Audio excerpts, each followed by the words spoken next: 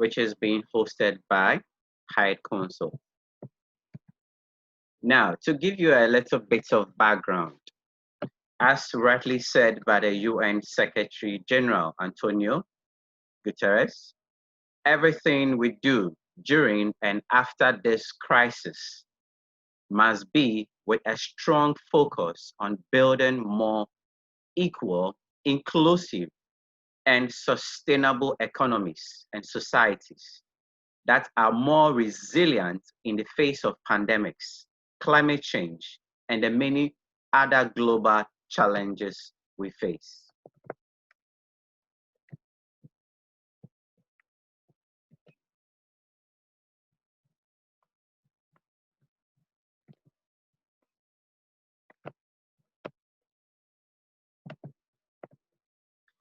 Introduction. The United Nations is marking its 75th anniversary at a time of great challenge, and that is what the global crisis, COVID-19.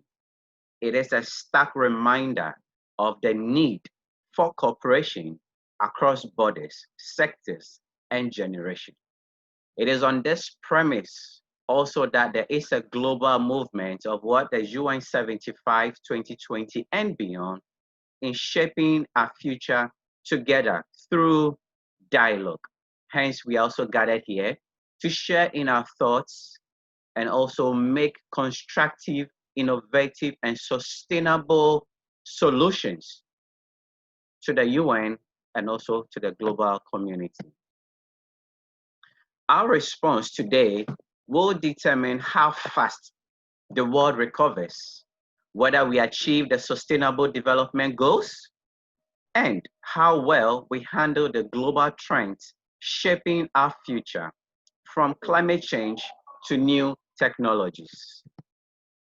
2020 must be a year when we all come together as a global family to discuss how we can work together more effectively to manage these issues.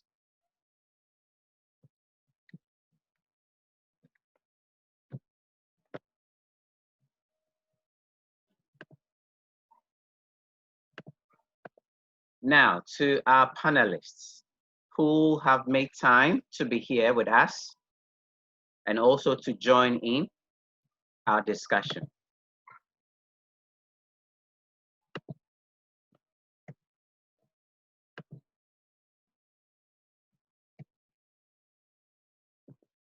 Sir Raymond, he is the founder and chairman of the South African BRICS Youth Association. He is currently a doctoral candidate in business, specializing in entrepreneurship, particularly on youth and student entrepreneurship development. And with these credentials, it is imperative and also important that we have him here to share his thoughts on UN issues as well as global thematic areas. He is a member of Friends for Leadership, an international youth activist. He's also one of the co-founders of the EuroBRICS Youth Leaders Platform, where he serves as the national representative for South Africa, as well as the global coordinator of the platform. Sir Raymond also serves as a member of the National Technical Youth Coordinating Committee and the Subcommittee on International Relations of South Africa. Raymond works as a policy researcher at JET Education Services, where he is part of the research bootcamp on COVID-19 as a co-lead researcher looking at how governments around the world are responding to COVID-19. Sir Raymond, it is a privilege and honor to have you here to share in your rich expertise and experience with us. Thank you so much for making it here. Thank you, sir. Thank you, John, for the welcome. We also have the country head of the United Nations Youth Association, Ghana, UNYAGH, Her Excellency Lillian Sally Addo, a member also of the World Federation of the United Nations Association, that's WFUNA, which is a global people's movement to support the global goals and the work of the United Nations. Her other portfolios also includes the CEO of Creative Group of Companies, President of Lizard Hills University and Lizard Kitchen, founder of Humanitarian Reach Out Foundation, and the CEO of Lesaudo Creations Empire. Thank you very much, Your Excellency, Lillian Sally Ado, the country head of the United Nations Youth Association of Ghana. Thank you very much. It is a privilege to have you here with us.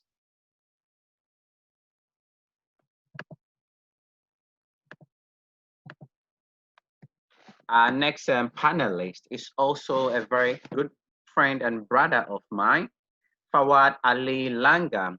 He holds a master's in international relations from Middlesex University, London, with specialized courses in global diplomacy and public policy economics from the University of London and the University of Oxford.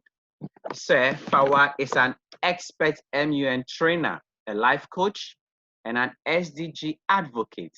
He has a deep passion and commitment for youth-led activities and projects in thematic areas of the Sustainable Development Goals and also the Model United Nations Program.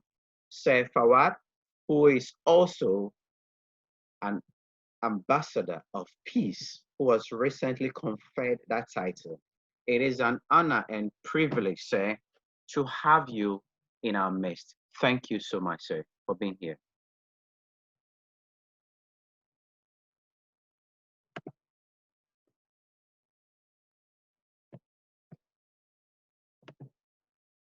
Our next panelist who has also joined us is AKAN James, the chairperson, Agenda 2063 Committee of the Democracy African Youth Parliament, a Pan-African platform of leaders in training.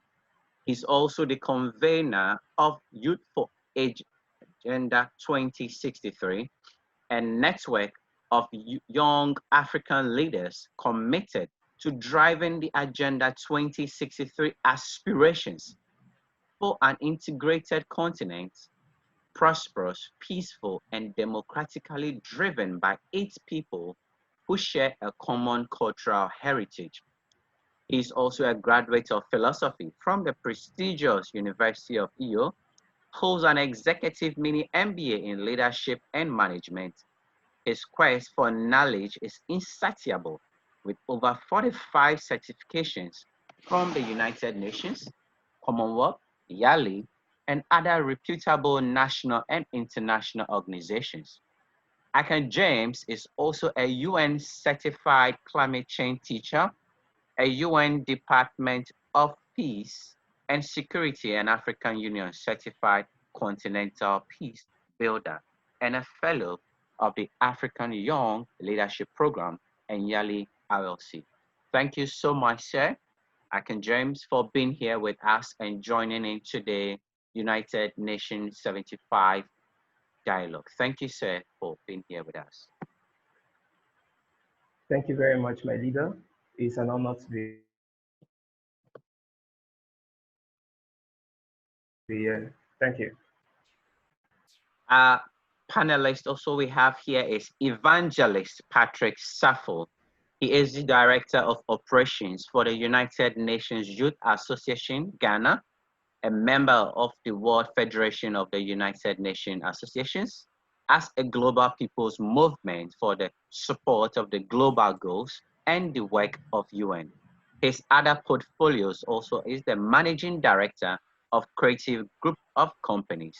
He is a motivational speaker and also a man of God, evangelist. Thank you, sir, Evangelist Patrick SAFO, for making time for us here to share your thoughts.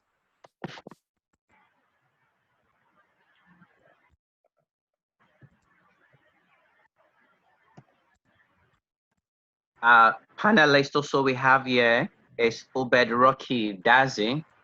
OBED is a 16-year-old activist, philanthropist. He's a social entrepreneur and a student of the Ghana Secondary Technical School. OBED is a very, very passionate man who has also inspired me to a whole lot of things, and I'm happy to know him. His portfolios include the founder of the Voices on the Mount Youth Empowerment Movement. He also served as the CSR Judge 2020 for the Miss Ghana brand. He is a youth ambassador for the Africans Formula for Development. He is the country director for Zero Hour Movement and the associate programs director for the Association for African Future Leaders. And that is an impressive portfolio for a 16-year-old activist. And I'm wondering by the age of 20 what he'll turn out to be. We thank God for having such wonderful young minds also on this platform joining us. He has a very key message for the UN that says, and also to the world, I'm passionate about making a difference now to affect the future that I hope for, as well as to be an inspiration to young people. And that is the drive that keeps me going. Thank you, Master Obed Rocky Dadzie, for joining us here to share in your thoughts. Thank you very much. Thank you so much for having me. Our next panelist is Fatima Zara Kassim. She is a 16-year-old young lady with a passion in bringing awareness to topics such as racism, which we all know has been on the ascendancy, and there is a global call to stop racism as well as what rape, and also the diaspora and equality. Her other portfolios also include vocal feminist. She's also the global youth ambassador for Voices on Demand Youth Empowerment Movement. Thank you, Madam Fatima Zara Kassim, for spending time with us here to share in your thoughts and ideas. Thank you so much. Thank you. Thank you for having me.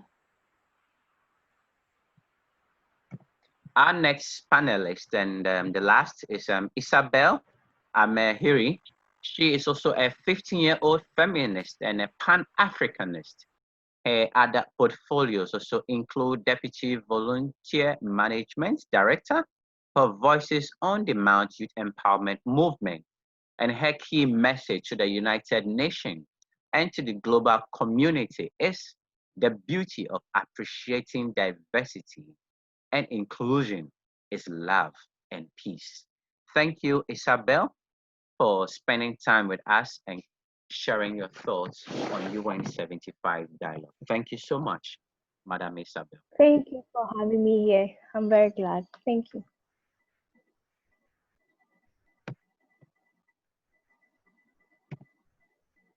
And as I made my introduction earlier, I am John Agri. And in a nutshell, I'm a social entrepreneur.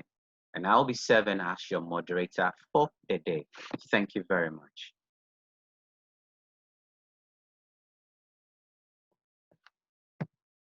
Now, let's go straight to the panel discussions. But before then, let's also acknowledge our participants who have joined us.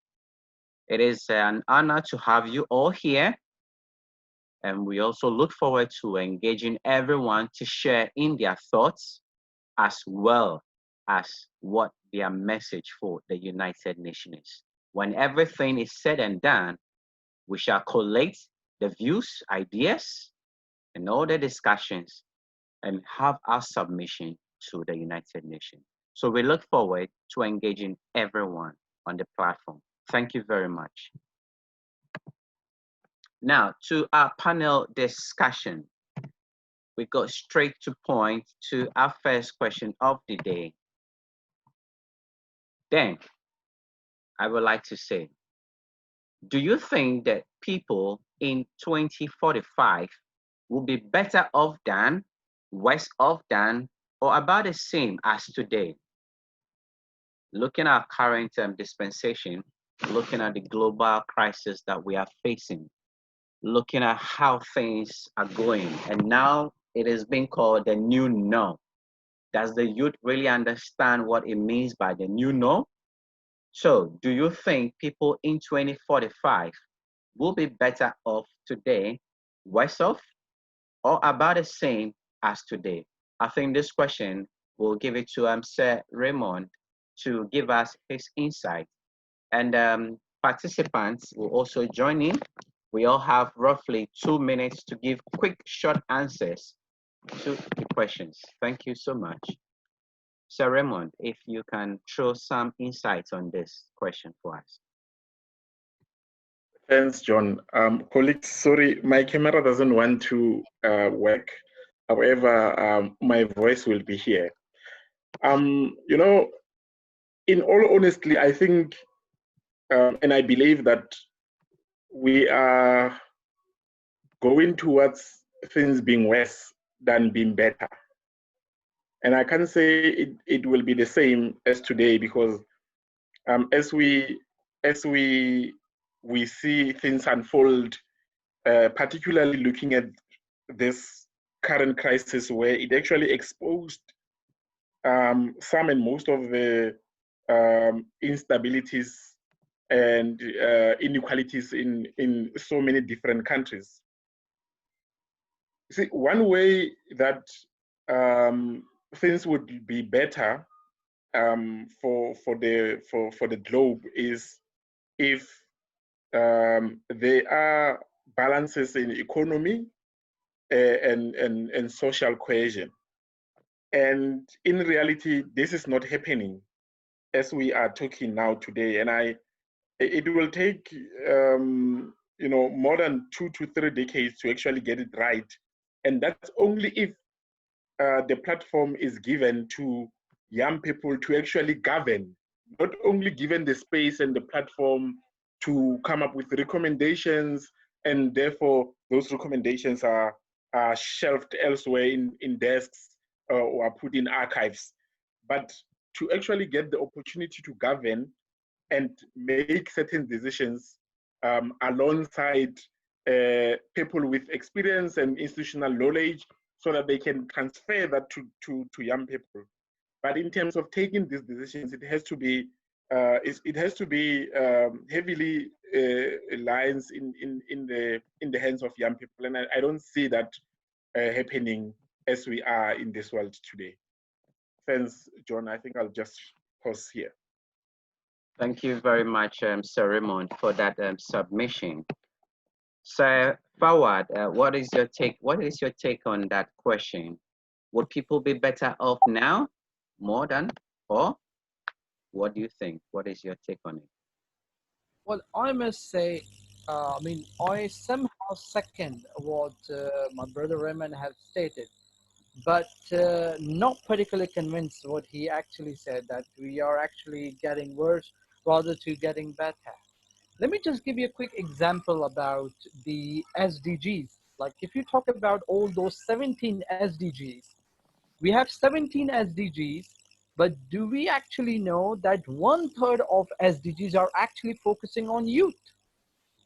Not particularly the goal number 4, but almost all the SDGs and their targets, as well as the indicators, are actually focusing on the youth, because 193 countries have actually met. If we just go back in Stockholm, 1972, what they actually thought, and then after that, a Rio summit, and then in 2000, and then 2015, when they actually formed these SDGs actually, because they know that these youth are actually the future for nation building. They are the catalyst for the nation building. So I must say, the youth has to take the responsibility on hand in order to making things more better, rather to get into the worst condition. So if that youth is actually taking responsibility, more promising, with more dignity, I would say we will be getting better, and we are getting better. It's not about that we are just moving, like not progressing, we are just moving towards worse. Sorry to say, we are not moving worse, but how we are actually progressing very well. Yes, this global pandemic has actually dismantled the things, but nevertheless, think about what was before the pandemic. things were getting better, youth were getting the recognitions, and this is what my personally thought actually, that youth has to come forward in different ministries, in different parliaments. Of course, the government should have to recognize that. And the factor of the equality should be entertained in between. Then definitely we'll be progressing and making our motive towards 2030 and of course towards 2045. That's my approach for that. Thank you very much, Sir Fawad, for that insightful SDG lesson to the young minds. Master Obed, what is your take on this question? Do you think people in 2045 will be better off than, worse off than, or about the same as today? Okay. I hope you can hear me clearly. Yes, you're loud and.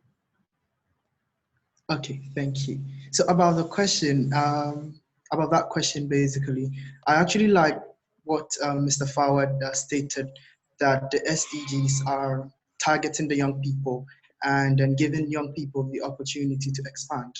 But when I think about the question of what people in 2045 or 2030 will be, I think we can just answer it from what we see right now, but we can relate it to the past. Now, when we look at the past, I would not say, looking at the past and then the present right now, there's not so much of a big difference. The only reason is that young people were waiting to be given the opportunity to act, were waiting to be given the opportunity to raise their voices. But right now, looking at the current situation, looking at the 21st century, young people are not waiting to be given the opportunity. Young people are not waiting to be given the platform. Young people are making the difference themselves. So if young people are taking the responsibility upon themselves to make the difference right now, rather than wait 20 years later, 15 years later, before when they're given the platform, when they're given the seat to govern, before they start acting, things will not be the same. And that is how it has been in the past. Young people have waited. Young people were waiting to become presidents, were waiting to become ministers, were waiting to be put in big positions before they start making a difference. And that is why nothing seems to have changed. But looking at the current affairs and the current situation, young people are raising their voices. Young people are making the difference. And we're not waiting for anyone, which gives us hope for the future. And then looking at the current pandemic, people would say it's obviously brought negative effects. But in as much as it has brought negative effects, it has also built us positive. Young people have learned to adapt to situations. Young people are learning through the current global situation to grow themselves up and prepare for the future. So looking at all these factors and putting them together, I have a strong feeling that the people in 2045 will be better off than now because they are already preparing themselves for 2045. Thank you. Thank you, Master Obed, for that inspiring talk. As you have rightly said, young people have spearheaded an action to give hope. And it is by this that there is a global movement for the sustainable development goals. And I do perfectly agree with you on that score. Madam Zara, what is your take on the question? What is your take? Hi. So what I believe is that if we continue everything that we're doing now, then I don't think that we'd be better off in 2045. And I'm focusing more on the climate change section because just recently, Russia spilled over 20,000 tons of diesel into the ocean in Siberia, prompting Russia to declare an emergency. And Elena Panova, the Russian Deputy Minister of National Resources and the Environment, stated during an online news conference that it would take at least 10 years for the ecosystem to recover. So if it's taking 10 years for the ecosystem to recover, it now leaves the question for us, what can we do in those 10 years to also help the ecosystem recover? And commonly, chemical dispersants are used to clean up oil spills and clear out the water to create a better living environment. But if the goal is to help the environment, then chemical dispersants shouldn't be the answer because what chemical dispersants do, they harm fish, they harm the animals just in the environment in general. So I propose an idea where we should start using booms and skimmers more. Booms are the barriers that are trapping any oil that move downstream on the water. And skimmers can be boats, vacuums, sponges, or oil absorbent ropes that grasp the oil out of the water. So I feel like if we continue our practices today that contribute to climate change, then no, we would not be better off in 2045. Thank you very much, Madam Zara, for that. So as you have said, one key component of the Sustainable Development Goals and the Youth Action is what? Waste and chemical management. Thank you so much for that point noted. Okay, so let's come back to Isabel. What is your take on that? Thank you very much for the opportunity. Well, I think by 2045, we would be much better depending on how we see the future. Because if we have a brighter future ahead of us and we don't put in certain initiatives to make the future we see be in place, then the 2045 we're all seeing wouldn't be as good as we expect it to be. So to see a better future for us, we would have to take the change ourselves, because we can't just say 2045 will be a good year and then just sit and wait for the good year to come. Thank you very much, Madam Isabel, for that. We are also looking that by 2045, it's going to be what? More hopeful, and the world is going to be a better place than where we are now.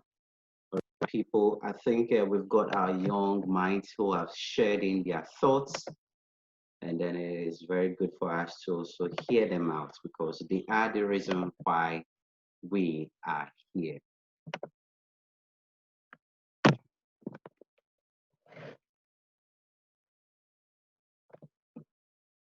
Yes, I think there's also another comment from Yubong Asian among the participants. Let me give you the floor for you to share your thoughts on that from what you have written. Asian, if you are there, please unmute yourself and then let's hear you. All right, thank you. I hope I'm heard. Yes, you are loud and clear. Okay, I believe that the youths have shown in different perspectives that they have the potentials to make impact, but the right platforms were not there for the youth to gather and harness their ideas. So when we keep developing right platforms and bringing these youths together, they will get to communicate their ideas to each other, and the right impact will be felt. In terms of leadership, many have the ideas to transform the world, but nobody is pushing them, nobody is encouraging them. But when we come together, the more and the right platform is presented, we will be able to see the light within our youths. Thank you. Thank you so much, Asian, for that powerful submission that you have there. I can see you're very passionate about that. Now, from your submission, this brings in mind to my next question, which is not part that I will put to Sir Raymond. From what Asian have said, that the youth need an enabling platform. That is what? An enabling environment to thrive. As you've been a leader with world leaders and across multiple platforms, what is your take on the youth always crying out for what? That opportunity to also be heard. What is your take on that? Are the youth having the right platform? Do they have it, but it is not enough? Or we have the platform, but we do not know how to utilize it? So Raymond, being a global leader, what is your take on that? Thanks, John. I think I would like to start to say I agree with the colleagues. You know, we've got the capable young people in the world. Young people are doing amazing things and they occupy the space and all of that. And your question that you're raising now is, the answer that I'm going to provide, it goes with that. And I'm going to give you a practical example, John, where I've been part of Y20, which is a group of the G20 countries. The youth engagement group of it, it's called Y20, so the G20 Youth Summit, for the last 10 years now. Now, what has happened is that every year we meet as the G20 countries.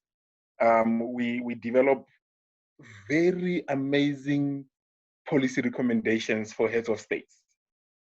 Now, what happens is that heads of states goes in their head of state meetings, ministers meetings, and so on, and the Sherpas meetings, and they then discuss. And you see, one thing that I like is that if we align the thematic areas on the basis or based on the thematic areas of the heads of states. I'm telling you today, after 10 years being submitted policy recommendations, not to minister, not to heads of states of the G20 countries, not even one of them have been implemented. And I can, I always put this challenge. My last Y20 was in Argentina in 2018. I said, in the 8 years that I've been part, can any of these participants show me one policy recommendation that has been implemented by governments of the G20 that were recommendations of the youth? So in short, my answer is that youth have been given the platform and the space in so many levels by youth, with youth summits, youth forums, and so forth, UN, MUNs, and so on. However, who are the decision making? Because at the end of the day, whatever that we even say wasting our times, it's not even put in practice. I always call this as talk shows, because that's what we actually do. We've been given a platform to host talk shows and entertain people, although it's not on TV. That would be my answer to that, John. Thanks. Thank you very much, Sir Raymond, for that. It is true that there's a lot of enabling environments, but then once the youth are involved, not 100% efficiency have been achieved, because some of the policies, some of the innovative ideas are disruptive. And we live in a global space where we begin to see some things as the norm. So until we begin to have a change of mindset, we will keep going at where we are. Sir James AKAN, what is your take on our previous question? And with what ASEAN has brought up, has also opened another window for discussion. Being a Pan-Africanist, as well as a committee head for the Agenda 2063, what is the correlation between the SDG 2030 and the what? Aspirations of the Agenda 2063?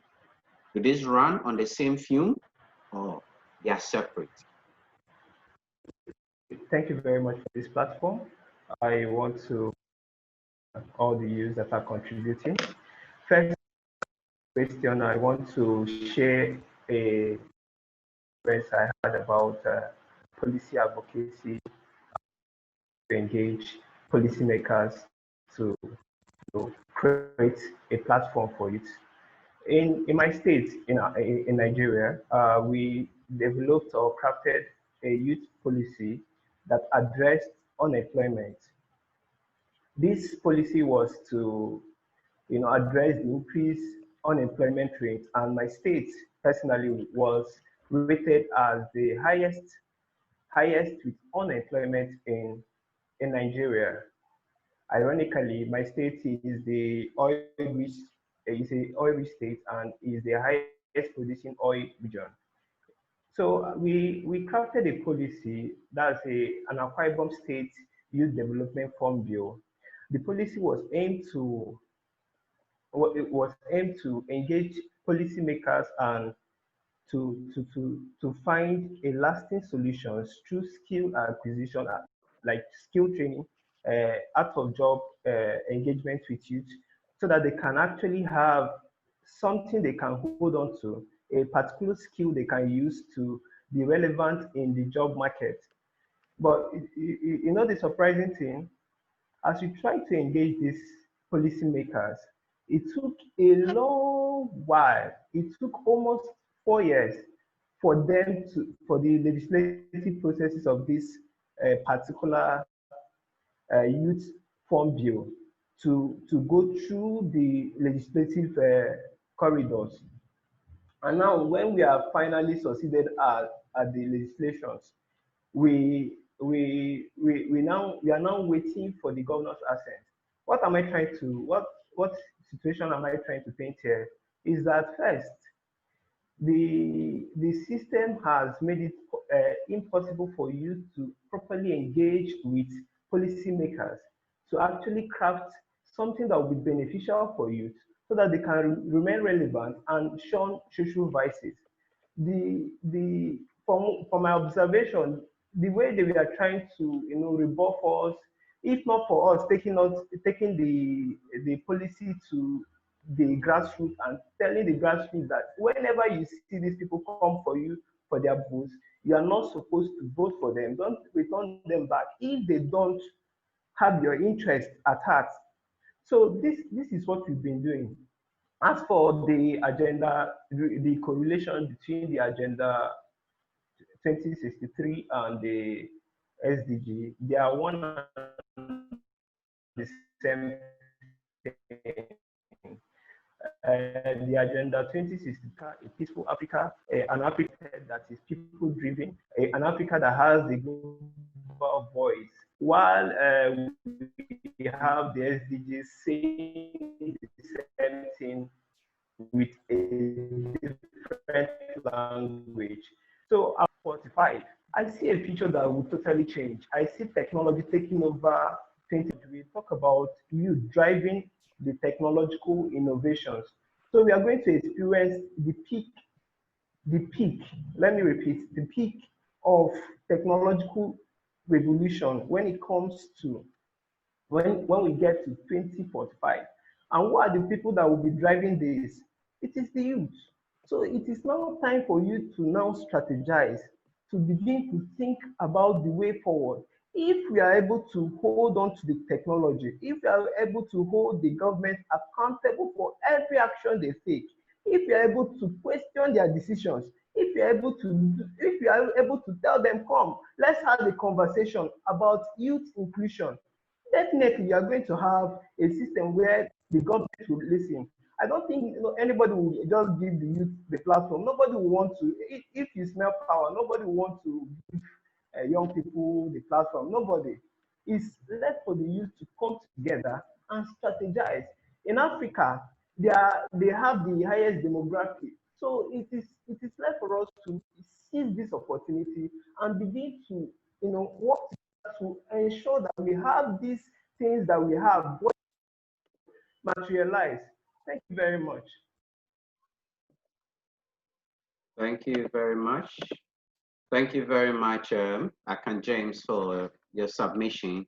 So as you have rightly said, there is definitely a correlation between SDG 2030 as well as the African's version of what? Agenda 2063. And by building synergy, we are sure to all arrive at the same finishing line. Thank you so much for that. Now, for us to, let's move on to our next question for the day.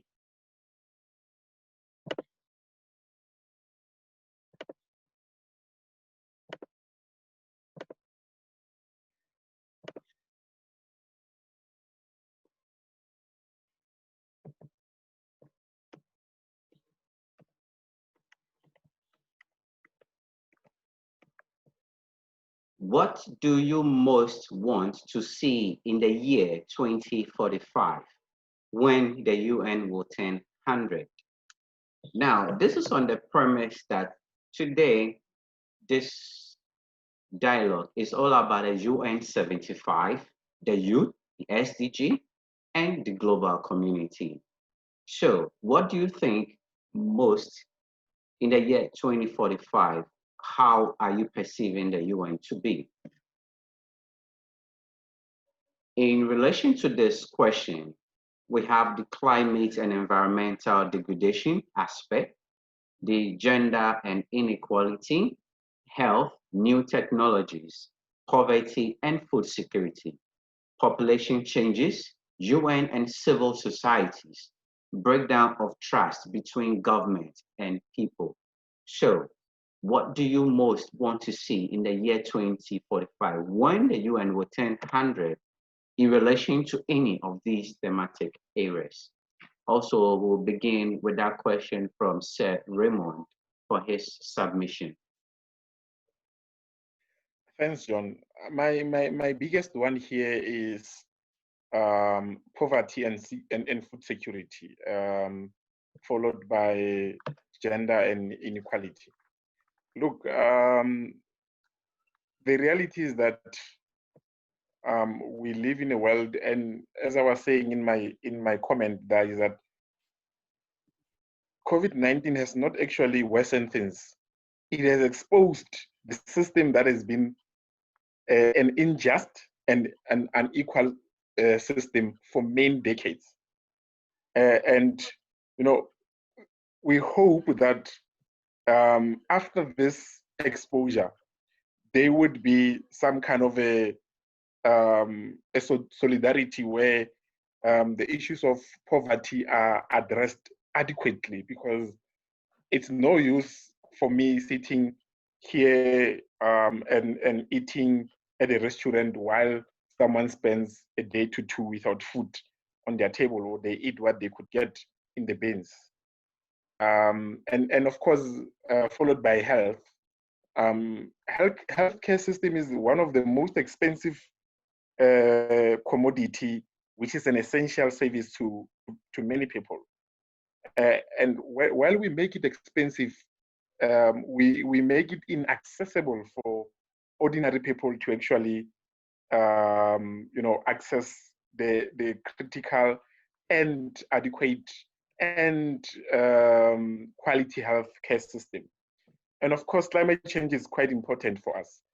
But those are my four key elements that I would want to see the UN addressing in the next coming years, up to 100 years.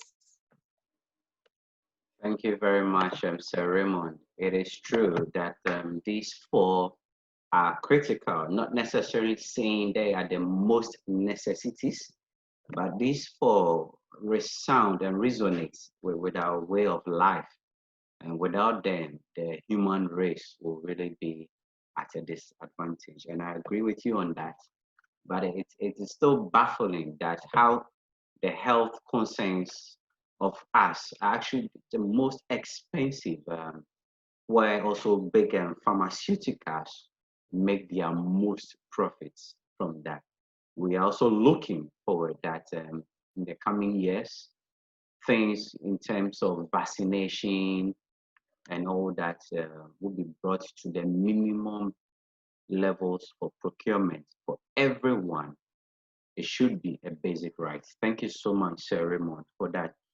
Sir Fawad, if you also throw your insights on the question, what do you most want to see in the year 2045 when the UN will turn 100 in relation to these thematic areas? I believe, I must say, those four areas are actually the key necessities. And if we actually want to see to cover 100 years, or you can say a century, so we have to see all those areas side by side to be actually fulfilled. Now, if you talk about and I believe, all those four areas, 8 areas are actually coming into all 17 SDGs, which we are actually progressing in 2030. However, yes, there are some issues in order to achieve that because of this global pandemic. It really affects the targets and the indicators. So it needs to be, of course, revised, and I personally believe it will. The time will definitely be increased, maybe next 5 or could be 10 years into. However, to more focus, and of course, second to earlier speaker, Mr. Raymond, has stated, of course, the key issues is actually the poverty and food security, in my opinion, because the poverty is something that really matters to the GDP of every single country is actually based in map at the moment, and and of course the food security, particularly about the resources. Don't take me wrong, but in my personal opinion, God bless us, and if we actually into the World War III, if we may get into the World War III, believe me or not, the World War III will be more into the resource part. It will be not into like to having wars on like talk about like human resources, or talk about like any kind of a nuclear weapon or something like that. It will be more focused onto the resources. Like if you take the example, our great continent Africa, what is going on over there? It's like other people are consuming the resources. One of the biggest issue of food security is actually itself in our African continent. In my opinion, actually, if we may face, God forbid, but if we may face any kind of war, another war like World War III, that would be definitely more focused and more actually forward and focusing into the resources issue. Moving into that, yes, the issue of the gender inequality as well as the climate is also the key issues that UN has to put forward more active, you can say, work onto that. Like, I mean, uh, it is no doubt this global pandemic is just like a curse on us. However, if we see these 8 things at the front of us, talk about the technology, we are actually in a very, very boom era. Maybe thanks to the COVID. And if we talk about this climate issue, do we know that the ozone layer is actually getting better day by day? After even all those lockdown on self-isolation, and of course the business are totally they're not working, airline industries, tourism industries, ships, and all those big things, of course they are stopped. But the effect of the climate change on that, I would say, our ozone layer is actually getting better because there was no air pollution, no properly, you can say, the sea pollution actually. The issue of the rising sea level has actually getting bit better. If we talk about the our tourism countries, like island countries, their economy are totally based on the tourism. So if I say thanks to this COVID-19, or don't take me offense, but if I say that COVID-19 was actually an alarming situation and actually it stopped entire humanity to actually stop the pollution issue, to stop the issue of actually the sea pollution, I must say. So these are the things that we got actually. Health is actually one of the primary issues, especially to the least developed countries and underdeveloped countries. This needs to be actually revised, and it should consider to be the primary, right to achieve so in sort of, and as clearly stated in that, like working together, making a difference with the UN and civil society, that does actually come onto the global partnership in that, like side by side, all those corporations, nationals, internationals, IGOs and NGOs, they have to work, of course, together in order to get rid of all those issues like the climate, gender inequality, health, technology, and poverty and food security, and of course the issue of the population. That's what my opinion in my say. In conclusion, I would personally say, yeah, I do agree. I can see the comment that 2030 now it looks near to impossible, even after this global pandemic. It looks near to impossible. That it's my personal opinion. I'm not giving any official statement, of course. In my personal opinion, it looks like near to impossible to achieve. We just got like 10 years left, only a decade left. But the progress which was before the COVID was slightly okay, but after hitting this COVID, it looks like I don't think so. We will be able to achieve 2030, which could lead more to the 2045, or could be that 2063, the African agenda. Actually, that's my comment on to that. Thank you very much. Hi, hi, John. Yes, please. Hi, my name is Joy Mwama, and I'm from the Gambia. I'd like to add a little substance to the information you mentioned about vaccination. Yes. I feel that various institutions or various government entities need to collaborate more with the pharmaceutical companies from a reliable source, and made to understand the most African retail clients of this pharmaceutical products emphasize that they need a cheaper quality of the product in order to magnify their profits. So if citizens or Africans are not focused on the health of its people, then there is a problem, which means there should be a direct MOU that's been signed between governments and these pharmaceutical companies to make sure that African countries are getting the right medication at the right time, at a very cost-effective cost. This is what I just wanted to add. Thank you very much, Madam, for that. But then, if I may also ask you, do you think the pharmaceuticals are willing to go into that kind of MOUs, considering the fact that going into that actually diminishes their profits?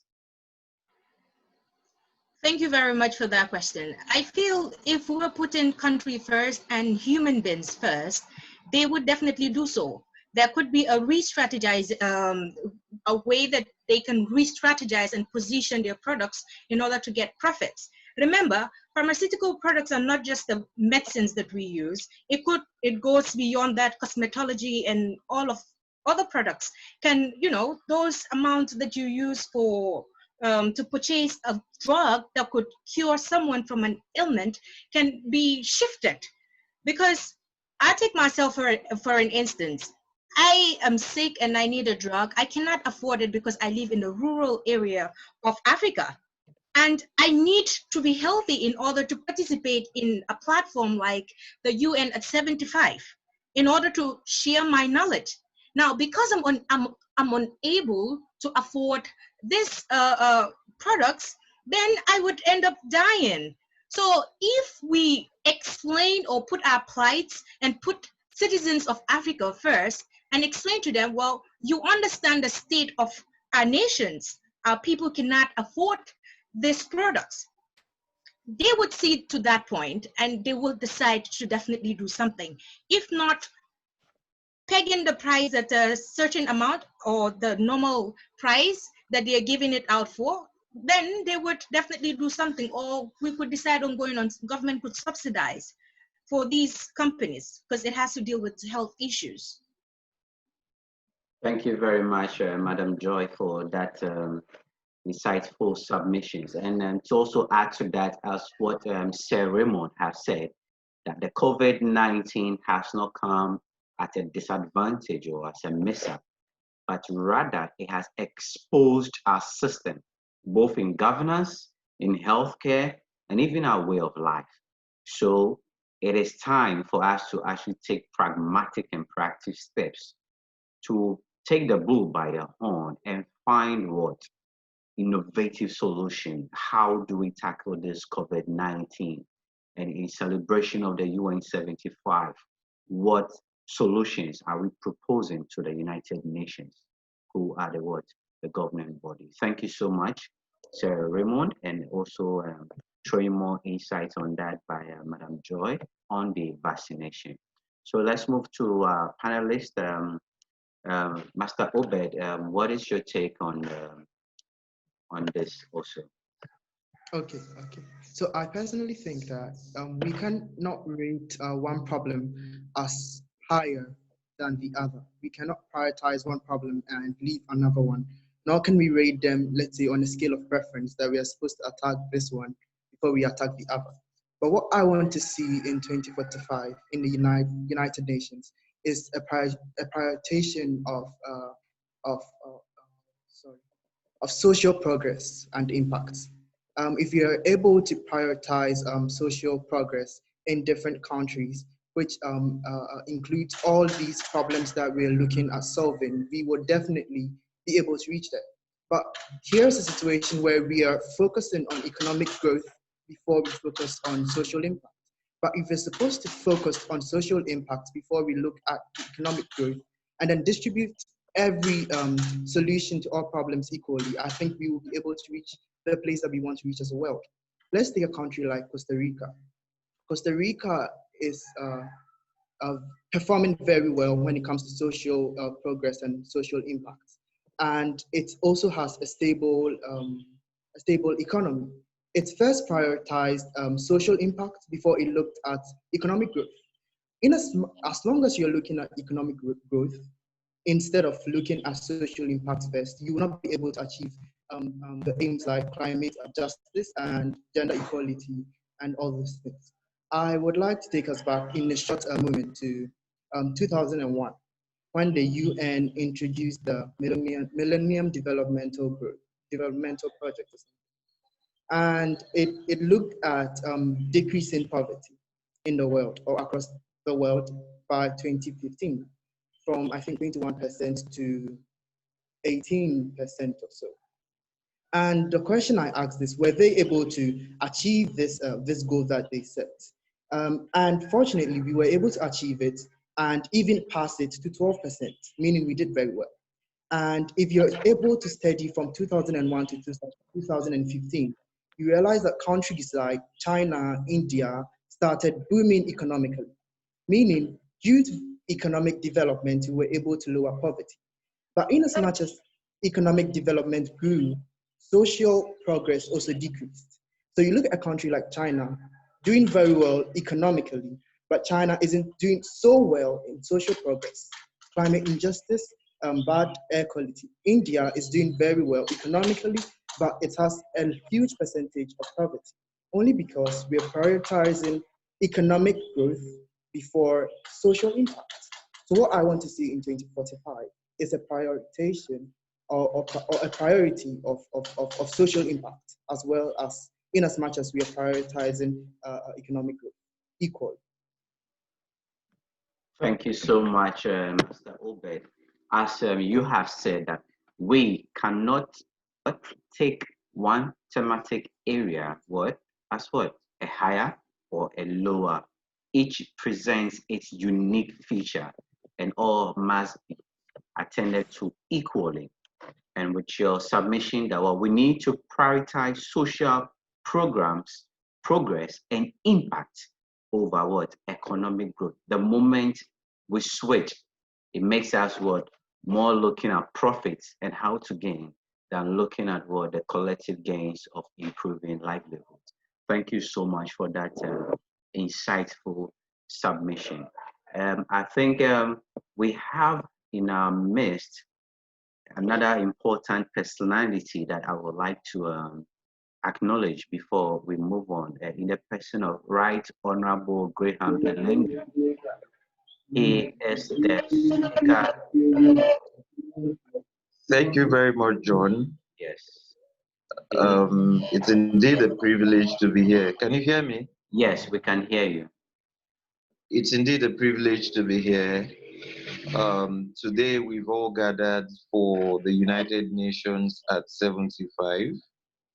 I've followed up all the activities, even if I had to run out of another summit just to make sure I am part of this very beautiful conversation. But then I look up to when we're going to be 100. One thing I think I would wish would have happened at that time would be that at 100, we would not be talking about SDGs anymore, because before then, we would have achieved all that is set out in the SDGs. If that happens in my lifetime, I would be very grateful.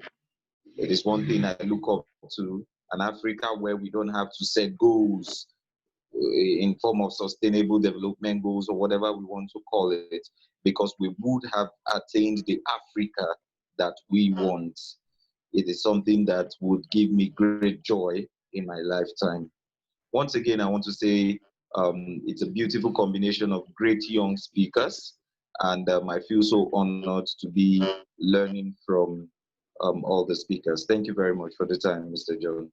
Thank you very much, and Right Honorable Graham. He is a Speaker of Parliament for the Democracy African Youth Assembly, Second Assembly. Yes, thank you so much, Right Honorable, for sharing thoughts on that.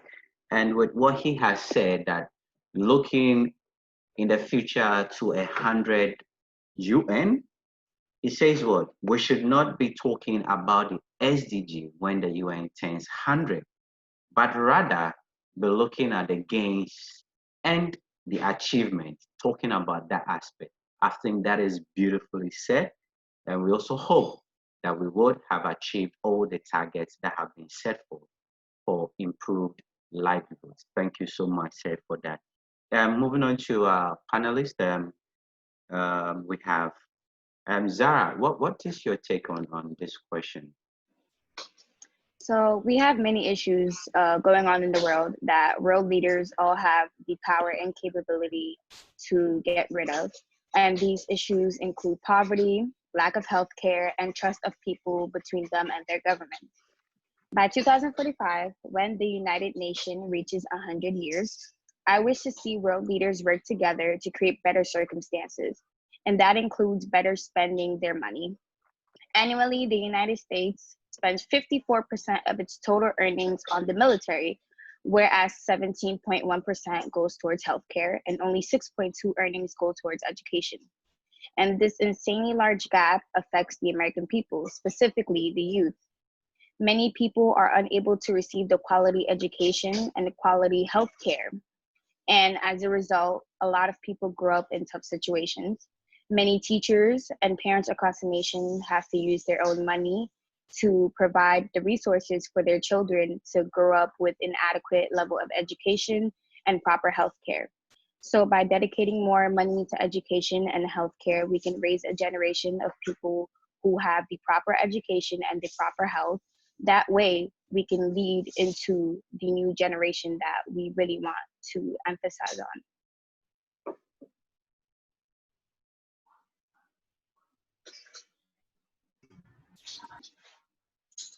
Thank you very much for that submission. It is true that every organization has a lot of spending in it and also overhead costs. So it is our hope that this today's will make the UN realize that we need to spend more on the people than on other artilleries. Thank you so much for that. Sir AKAN James, what is your take on this, please? Thank you, my moderator. My take is very simple. I want to see in 2045, a UN that has achieved very pertinent goals. And especially my concern is on poverty and hunger. In Africa, we have poverty and hunger, and not just that, we also have people who are affected by war, conflict, and violence. So I want to see a UN where we have addressed the issues of conflict, and then the vulnerable countries are able to begin to produce in mass quantity their own agricultural produce and then be able to feed themselves and the rest of the people. Then also, I know that population is going to escalate in 2045. So I want the UN, I want us to see the opportunities we can leverage on with this population escalation. Now, it has been estimated that in 2030, we are going to have over 8.6 billion people who, and then half of these 8.6 billion will come from just 9 countries. Half population of 8.6 billion will come from 9 countries. It shows you it shows you how so many institutions, so many states, so many countries will be overwhelmed by the population, increase. So we need to see how we can begin to address these issues so that we turn to vice instead of opportunity. We need to train the growing population of people necessary skills, especially put focus on they can leverage on technology and then begin massive innovations. Thank you very much. Thank you very much, AKAN James, for that. Madam Isabel, what do you also have to say on this? What are you looking at? Thank you very much, Mr. Agri. Well, I agree on OBED on what he said, that we have to look at our social growth before we go on to economic. Years before, social problems have been there. Poverty, health issues, injustice, and so on, they have been there, and it still is there. And we've been concentrating on our economic growth over the last decades, 2 or 3 decades, and still these social problems are still there. So in my view, in 2045, I'd like to see the world at large where social problems like poverty, healthcare, and everything are all equalized so that everybody will have their comfortability. And so if we're all comfortable and living healthy life, and we're all comfortable in our communities, then we can build economically for a better world. Thank you so much, Madam Isabel. Madam Isabel has said that she wants to see equality across all the thematic areas. And by having that, there's going to be better life. I think that is the right way to go. Equality across all for health, new technologies, UN and societies, poverty and food security, as well as climate and environmental degradation. Thank you.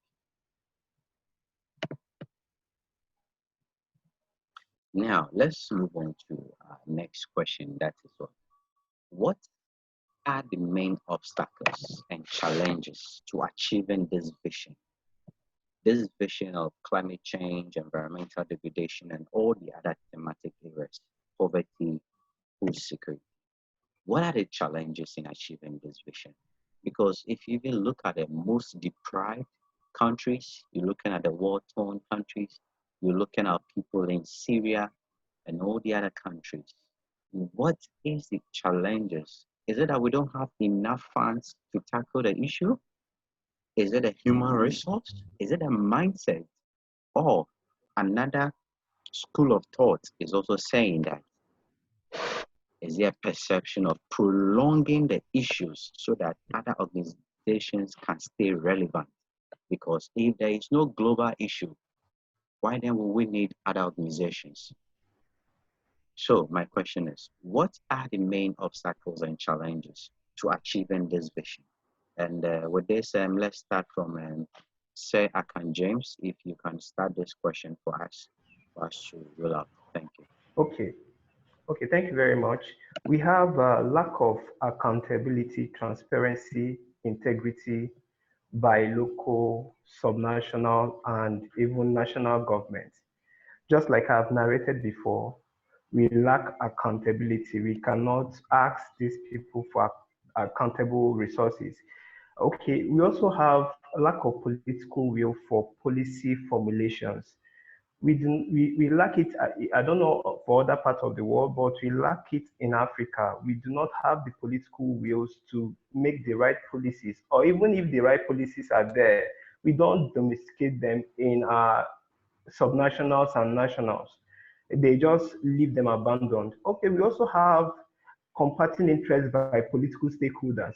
Now, what happens? What happens in my own state? What happens is that if the policy you are trying to formulate does not interest the cabal or the political godfathers, they will not see it as anything. So if you are advocating for youth inclusion, women inclusion, people living in disability inclusion, and it does not interest or they will not benefit from it, they are not going to listen to you. We also have inadequate utilization. Some of these things are as a result of lack of funds. We do not have the funds to have this project, massive project that will be able to train the locals, to train the necessary skills they need so that they can be relevant. Thank you very much. Thank you very much, AKAN James, for that submission. I think we have in our midst there Your Excellency Lillian Ado in our midst. She is the country head. She is the country head of the UNA, who I earlier on made her introduction. She is here, a very busy woman at that. The country head, the United Nations Youth Association Ghana, which is a member of the World Federation of the United Nations Association. With her powerful portfolios of CEO creative group of companies and president of Lisa Hills University, also the founder of the Humanitarian Reach Out Foundation. Madam Lillian Ado, thank you so much for being here. And I know you are multitasking, so I don't know if you are able to share your thoughts now, or we move to the other speakers and then come back to you later.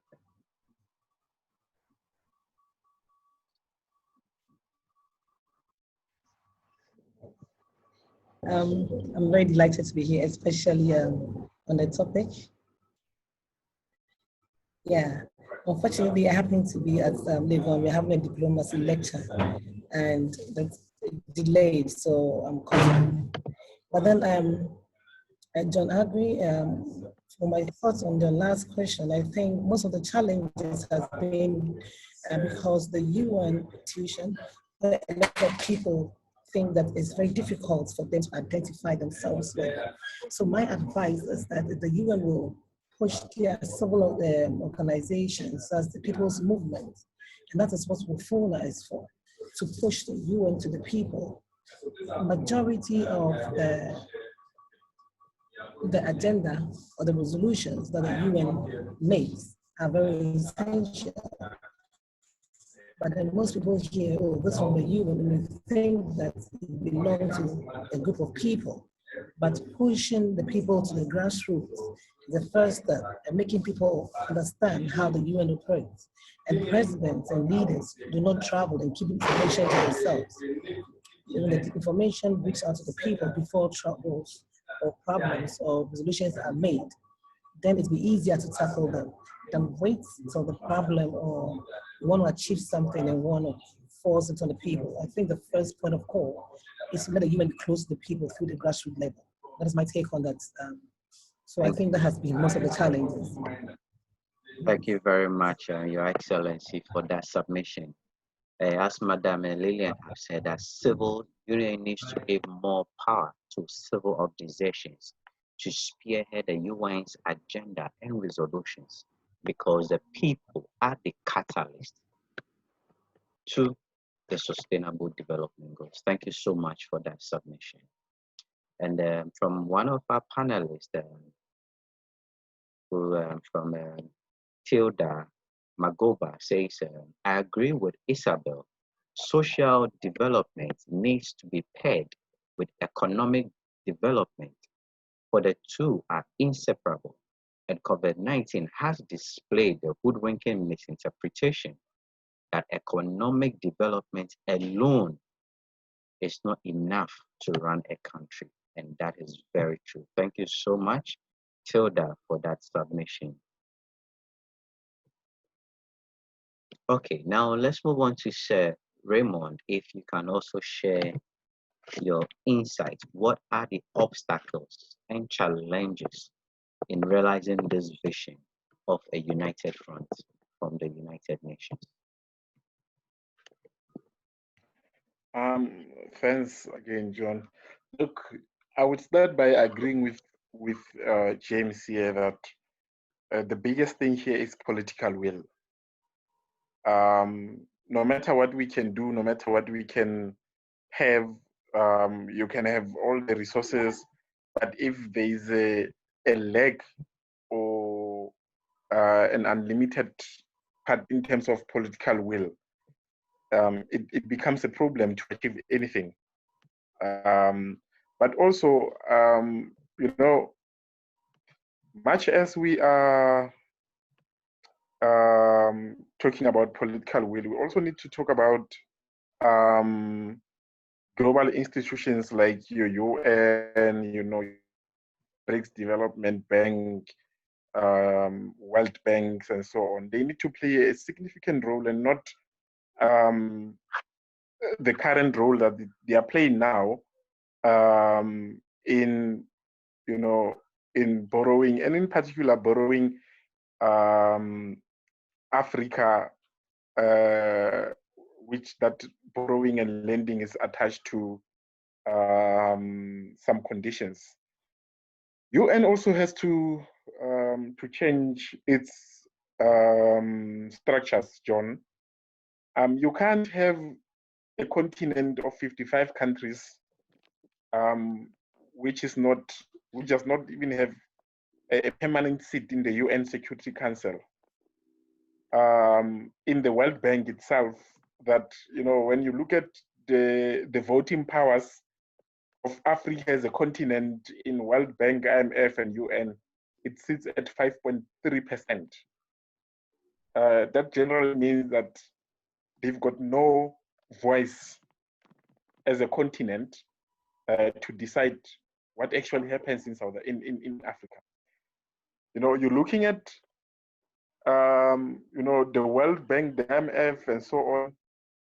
Who are the most borrowers of those institutions? It's African countries. You look at the UN, the majority of UN interventions are in Africa. Yet you know, with the mandate of UN Security Council, and yet you have, as Africa, you have no voice in those things. So the UN needs to restructure in order to be inclusive, and also you know, the resources that are out there. And I'm not saying that people should be given funding or money for not doing anything, but people are willing to work. People are eager to work. So let us create the economies that are inclusive economies, and of course looking at the social cohesion, because even if you've got the strongest economy but social cohesion is low, to me that remains a huge challenge. Thanks a lot for that.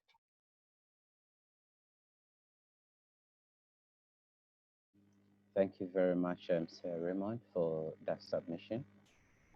Thank you very much for that. As you have rightly said, it is time the bigger players play significant role to meet up the current global dispensation, because the policy frameworks that were earlier being used do not apply anymore to the new norm that we are facing, and that is very true of you.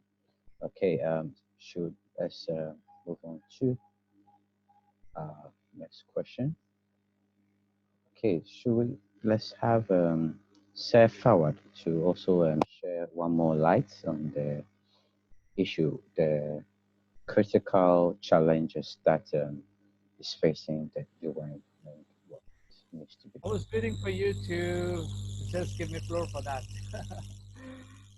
Okay, before come into this particular obstacle and challenges, let me remind you, when I was pursuing my master's degree in London from Middlesex University in international relations.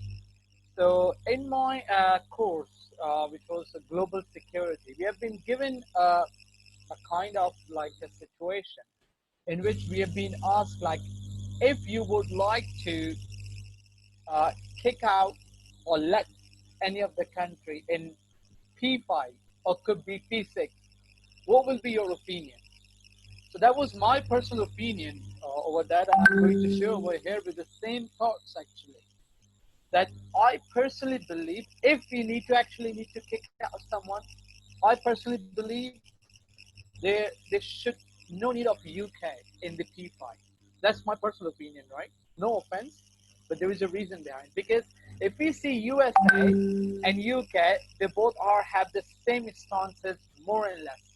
When we especially talk about the Crown Committee Security Council, what we really lacking right now, as our previous speaker said, Raymond, is actually the representation from the Africa. In African Union, as stated from September 2018 report, we have 55 countries in African Union, but unfortunately, we don't have any strong pillar, especially in the Crown Committee, that the Security Council, a permanent seat from the African Union, I must say, which definitely, because you know, right now in UN, if you see, the Crown Committee is itself the Security Council that are actually on the top level. And similarly, the resolution that the UN Security Council passes is actually the legal binding. Like member state has to accept that. So my take in particular thing that this definitely should be a representation from the African Union side in the P5 or could be P6 actually. Now moving to this particular question about the obstacle as well as the challenges. John, I believe what countries are lacking right now is the lack of awareness with the resources that they have been blessed with. They have to check out all those resources they have. Like if we see Africa is full of resources, I must say. It's amazing resources, but maybe they are not much aware. Or could be one of the second reason of these challenges and obstacle is actually the technology that they are lacking in order to dig out those minerals and resources very much. So if African and of course rest of the world is able to find out first of all what resources, what minerals and what you can say armors they are blessed with, I mean by natural, of course, by nature itself, I must say they will be easily able to achieve such targets, as well as those challenges and obstacles will easily to be handled. So resources is the key, as I stated earlier in the beginning. In upcoming era, resources is the key for every single country. And this is the biggest challenge and obstacle in order to achieve this particular region, is to first of all getting know our own country resources and then well technologically equipped to dig out those resources and minerals. That's my submission for that particular question. Thank you. Thank you very much. Thank you very much, Sir Fawad, for that submission. We have also seen that another person has posted a chat. Let me read that one out. From ASEAN, he says, lack of commitment by decision makers in implementing the policies and rendering selfless services to the people is also an obstacle to fulfilling the UN visions. So it means that there has to be what? Inclusive participation of everyone. The key word is inclusive participation. That is very good. And also be keeping an eye on the chat window as our panelists, well esteemed and endowed with experience and knowledge, are sharing their contact details so that you can engage them professionally and also on other areas of professional growth. So please be on the lookout at the chat area for those informations. Thank you very much. So let's move on to our next question. And that says what? How can global cooperation, particularly the UN, better manage these challenges? That is our question for the next. And with this one, it will be in relation to this. What can the UN do differently? How can it change its operation? Or how can the UN better work with other partners in fulfilling Agenda 2030 and the overall objective of the United Nations? With this, I will start with Master Obed Rocky Daze. I will start with you. Okay. Thank But you so much for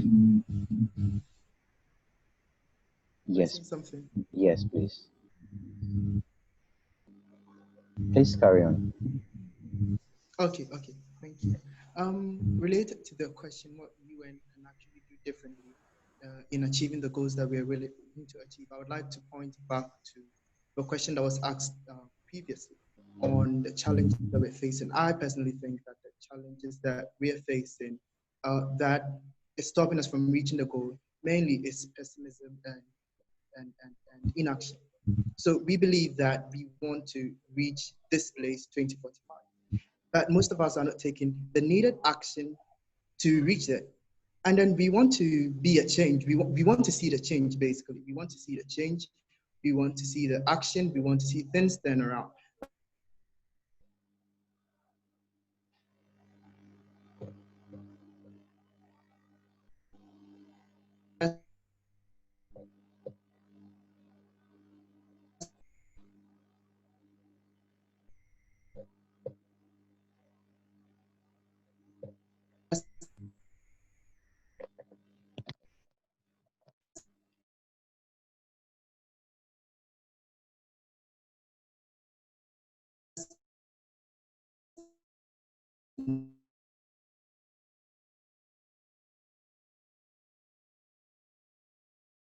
I think Master Obed is facing a technical challenge.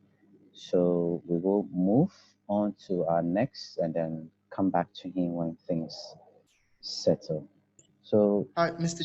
yes, you're back now, Master Obed. All right. Okay, thank you. I'm sorry, I don't know what happened. I think it's the network. But I was saying that one main problem that we are facing in achieving the goal is pessimism and inaction from we, the people who want a change. Basically, you want to see a change in climate injustice. You want to see a change in inequality. You want to see a change in poverty. But have you asked yourself what you're personally doing to make the difference? Are you only waiting on something to be made, or you are being the change yourself? I think the main thing that we need is to be the change that we actually want to see. And then when you be the change, that's when you're able to inspire others to follow. But here's the case where most of us are waiting for the change to be made. And then we keep on complaining that we cannot reach there, even though we ourselves are not working as hard as we can to reach there.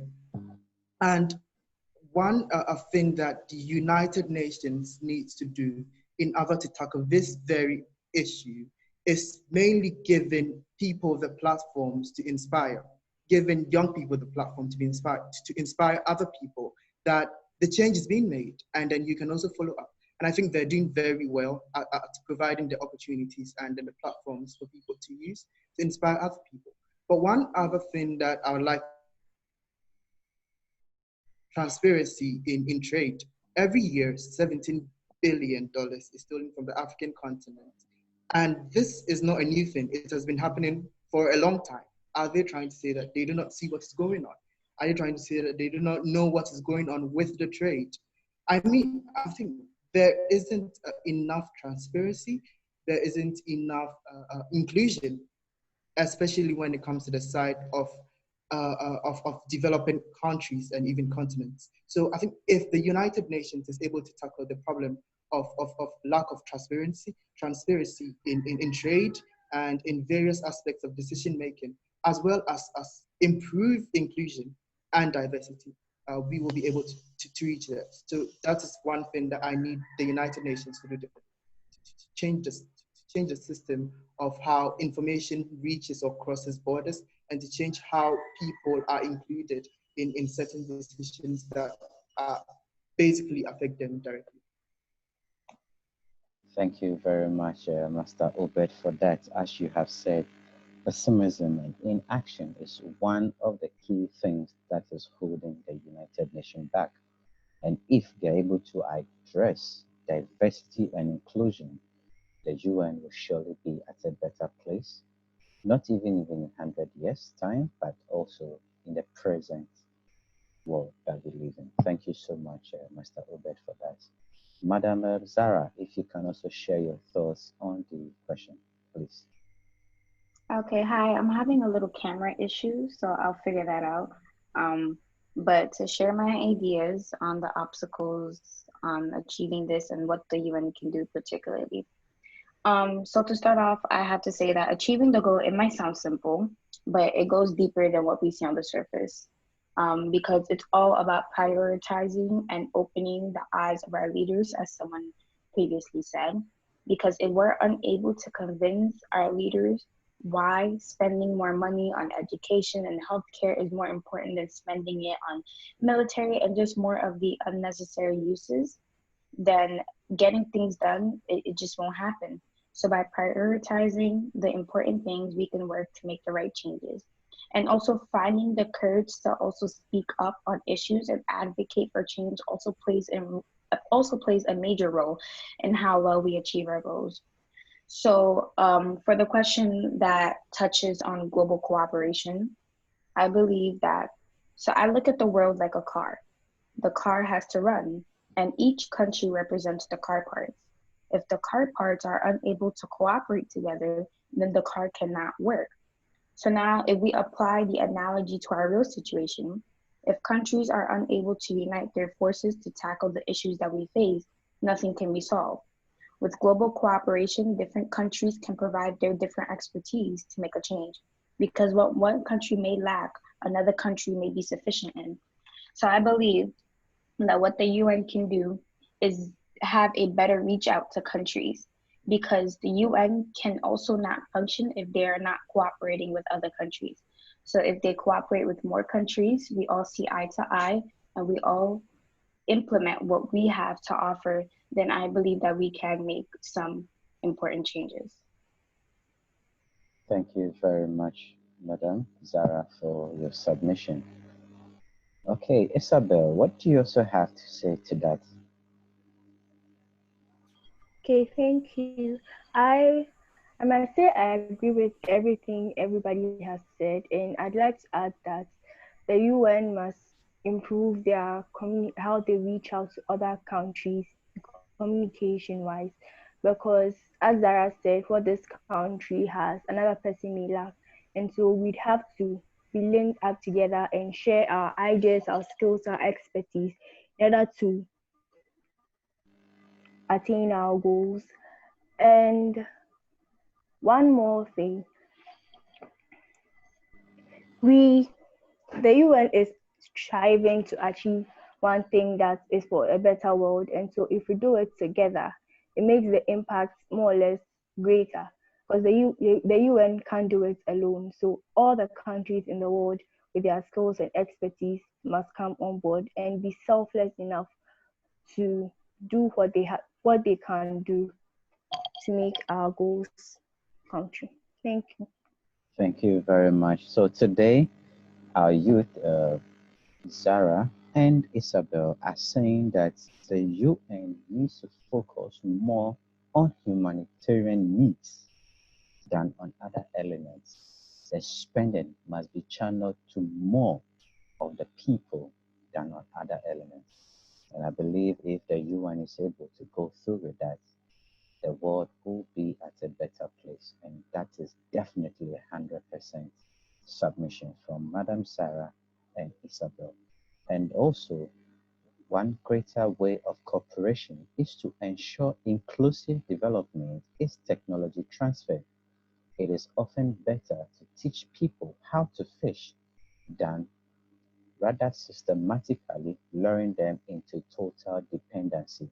So what the UN should do differently is to encourage technology transfer the more. This is a submission from Asian, and that I also do agree on the technology transfer aspect. Thank you very much, our participants who are also not left behind as they are also sharing in their thoughts on the issue. Sir Raymond, how can the global cooperation manage these challenges? Not necessarily the UN, but a combination of both the UN and the global community. As an international leader, what is your take on that? How can that be? Thanks, John. Look, there are so many mechanisms that we can use, and the best way is cooperation. But I think in my previous statement, I did indicate what do the UN needs to do in order to start with these changes. And maybe just to touch bases that the UN has to be inclusive of regions, and it has to be accessible with, I know equal powers, it's a bit ambitious, but that is the ideal world. But of course, UN is doing quite a lot of work with with their agencies. You know, we've been working with UNESCO, UNFPA, which is a UN agency with a focus on youth, and they are quite supportive in many of the activities that we do. One way to achieve a inclusive economy, social cohesion, inclusive healthcare system, transportation system is to work with civil society. So I would urge the UN governments around the world to work with civil society and private sector in order to you know to make sure that there's progress in people's livelihood. And you know what government should do and UN is to provide an enabling policies for that private sector and civil society can use those enablers as the policies that enable the environment to actually operate at a conducive condition and a conducive space to do business, conducive space to do projects, conducive space to actually engage the government and engage free and without fear and favor and free freedom of speech, stuff like that. But when it comes to to private sector in terms of the job creation and growing the economy, government needs to work hand in hand with them in order to to provide that enabling environment with the policies so that economic growth can be achieved. So in short, colleagues, is that the UN with government needs to work with civil society and private sector in order to achieve or rather to mitigate these challenges that we are facing today. As today, there's a lot of isolation. Everyone is doing their own things, and we are actually, working towards the same goal, most of us. Thanks, John. Thank you very much, Sir Raymond. As you have rightly said, that it should be an inclusive continental regions of all sector players, and also the civil society are the key together with the private sector. And also you've raised that there must be policies that fit into the working documents of all intergovernmental agencies and the UN. This is one surest way that the UN can overcome its obstacles and challenges to effectively deliver on its global goals. Thank you very much on that score. Sir Akan James, what is your 2 minutes take on this also? Thank you. Okay, the UN should begin to place emphasis on regional partnerships. Regional partnerships in the sense that amongst our regions, we need to begin to exchange ideas, trade, open borders so that we can have a sustainable uh, food security. Let's use for instance, when we have trades and and we close our borders against one another, especially in Africa, we see that most of the things we produce here we cannot be able to effectively export to other African countries. So emphasis must be placed on regional partnerships for economic development. Then we should also think about a greater number of people who are disadvantaged when it comes to access to technology.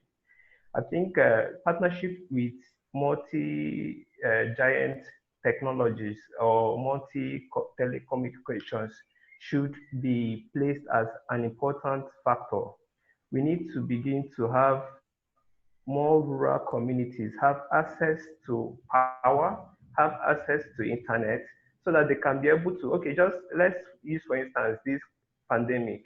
Most of them cannot have access to educational facilities or learning. So we need to, UN needs to consider a partnership with telecommunication giants so that they can provide accessible, affordable internet facilities for rural communities. Then finally, we should also, like Raymond said, we should also think about the civil societies. The civil societies are clustered around different communities. They are the ones to, reach out to the grassroots, the people who actually need the solutions we are trying to provide to them. So UN should consider civil society as very important, and we see that some of these problems will be addressed easily. Thank you. Thank you very much, Akan James. As you have said, SDG 17, if I am right, is actually the biggest solution to the UN. And SDG 17 talks on what? Institutional partnership. That means what? Strengthen the means of implementation and revitalize the global partnership for sustainable development. And also, the global goals can only be met if we work together. That is, international investments and support is needed to ensure innovative and technological development. Fair trade, market access, especially for developing countries. To build a better world, we need to be supportive, empathetic, inventive, passionate, and above all, cooperative. And cooperative boils down to SDG 17. Thank you so much for that insight.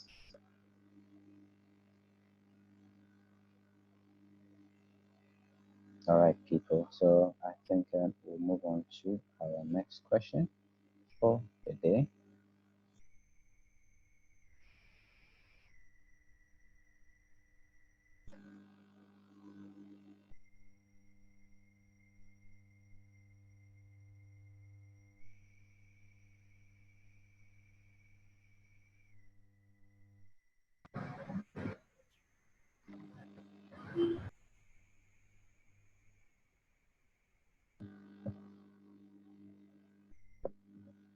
We'll move to our next question for the day. And this question is for both the participants as well as the panelists. What should the international community prioritize to recover better from this pandemic? It is a well-known fact that COVID-19 has really affected a whole lot of things, from health to agriculture, climate change, food security, and critically, education. So, what should the international community prioritize to recover better from the pandemic? And by prioritizing, how do we move forward from here? From this, we will start with Sir Raymond on this question.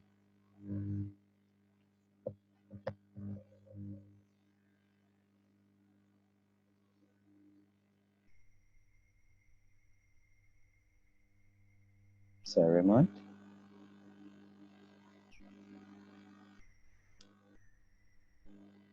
Sorry, colleagues.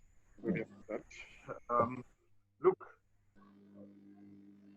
for me is one way to prioritize the recovery of from the pandemic is we need to, as an international community, there needs to be a common effort and collaboration towards finding and a vaccine, which can be followed by the cure.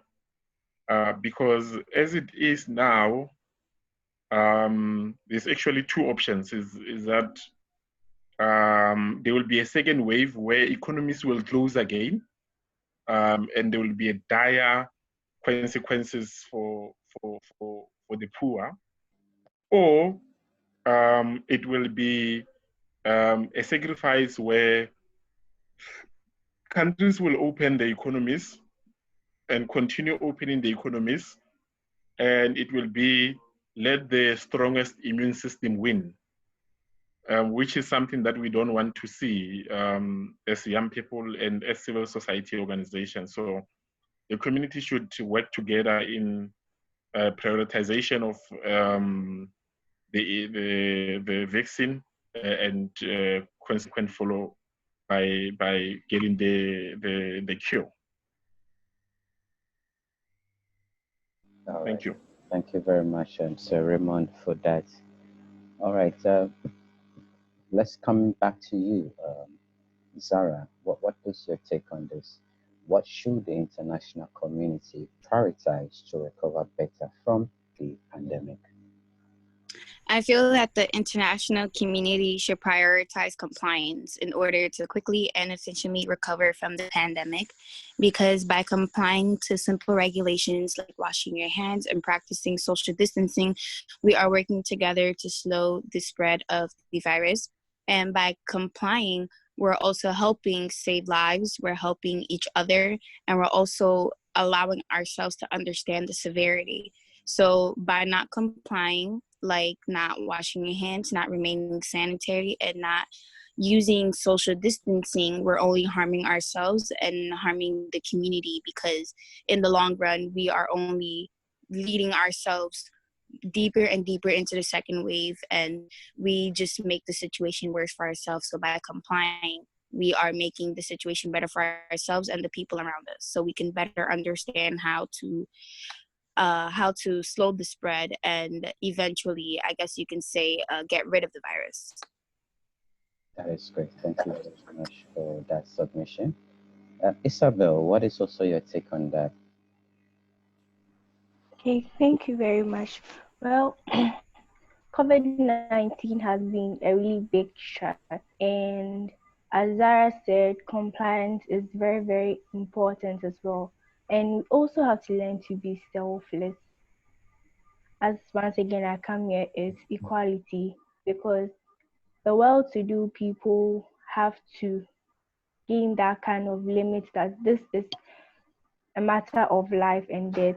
It involves people's lives. So in as much as you are protecting yourself, you are protecting your brother, and to stop the spread of COVID-19 and hopefully eliminate it. Thank you very much, Madam Isabel, for that. All right, before we come back to you, Obed, let's also seek some audience views on that question.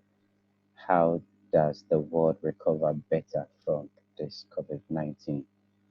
Do we have anyone among us who would want to throw some light on that? Please do share your thoughts from our participants, please. A quick 2 minutes.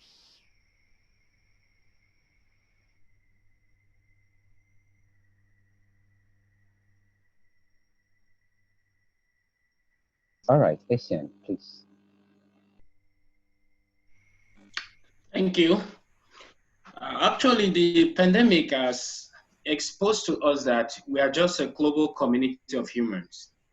We need to recover together, and to this end, transfer of ideas should be promoted. Whatever idea a certain country believe is going to work for them, they should try as much as transferring same to other countries, cooperating, bringing in the technologies they are using to recover to other countries. By this, we will help the world, because as long as they will recover alone, a particular country recover alone, and then things work there, other countries will be forced to move down there to enjoy the better life there too. So we should just prepare to help each other to rise together. Thank you. Thank you very much for that. So if I may say, is it by saying transfer of ideas and solutions, are we seeing a new world of where every country is rushing to be the first to have the solution or the vaccine for the COVID-19? Because if that is the case, then no country will be open and willing to transfer ideas and solutions, because everyone wants to take the credit. With that, I think I have Ambassador Felix, if you are here, please, the floor is open. If you can just shed a quick light on that. Hello, Mr. Shia. I will love to thank you for giving me the opportunity. I'm Ambassador Timothy Felix Crown, and I will really want to talk about in the area of international diplomacy. As a matter of fact, based on the issue of the pandemic,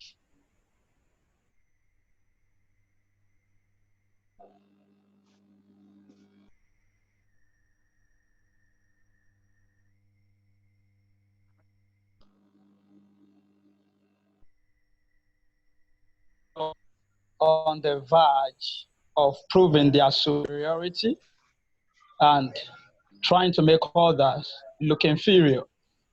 And we can't go forward by this approach. I believe that it is high time. Let's consider the issue of Madagascar as a case study. They were able to come up with a herbal cure for the coronavirus.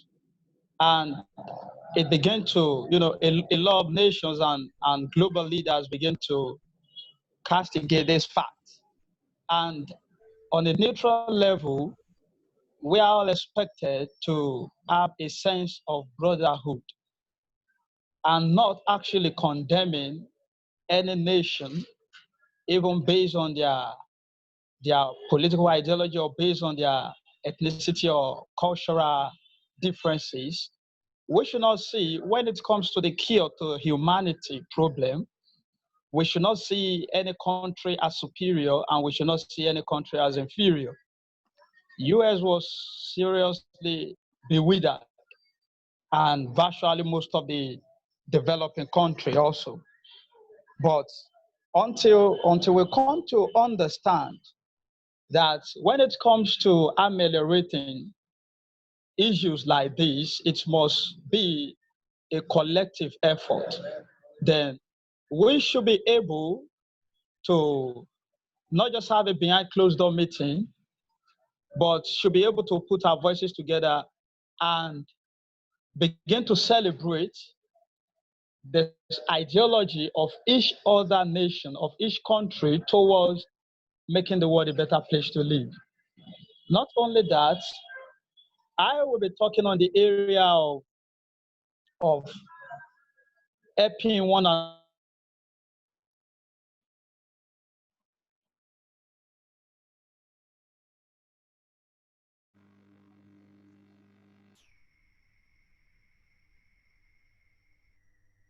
I think Felix is having technical challenges. Let's have our panelist, Fawad, also respond to this question. agricultural production.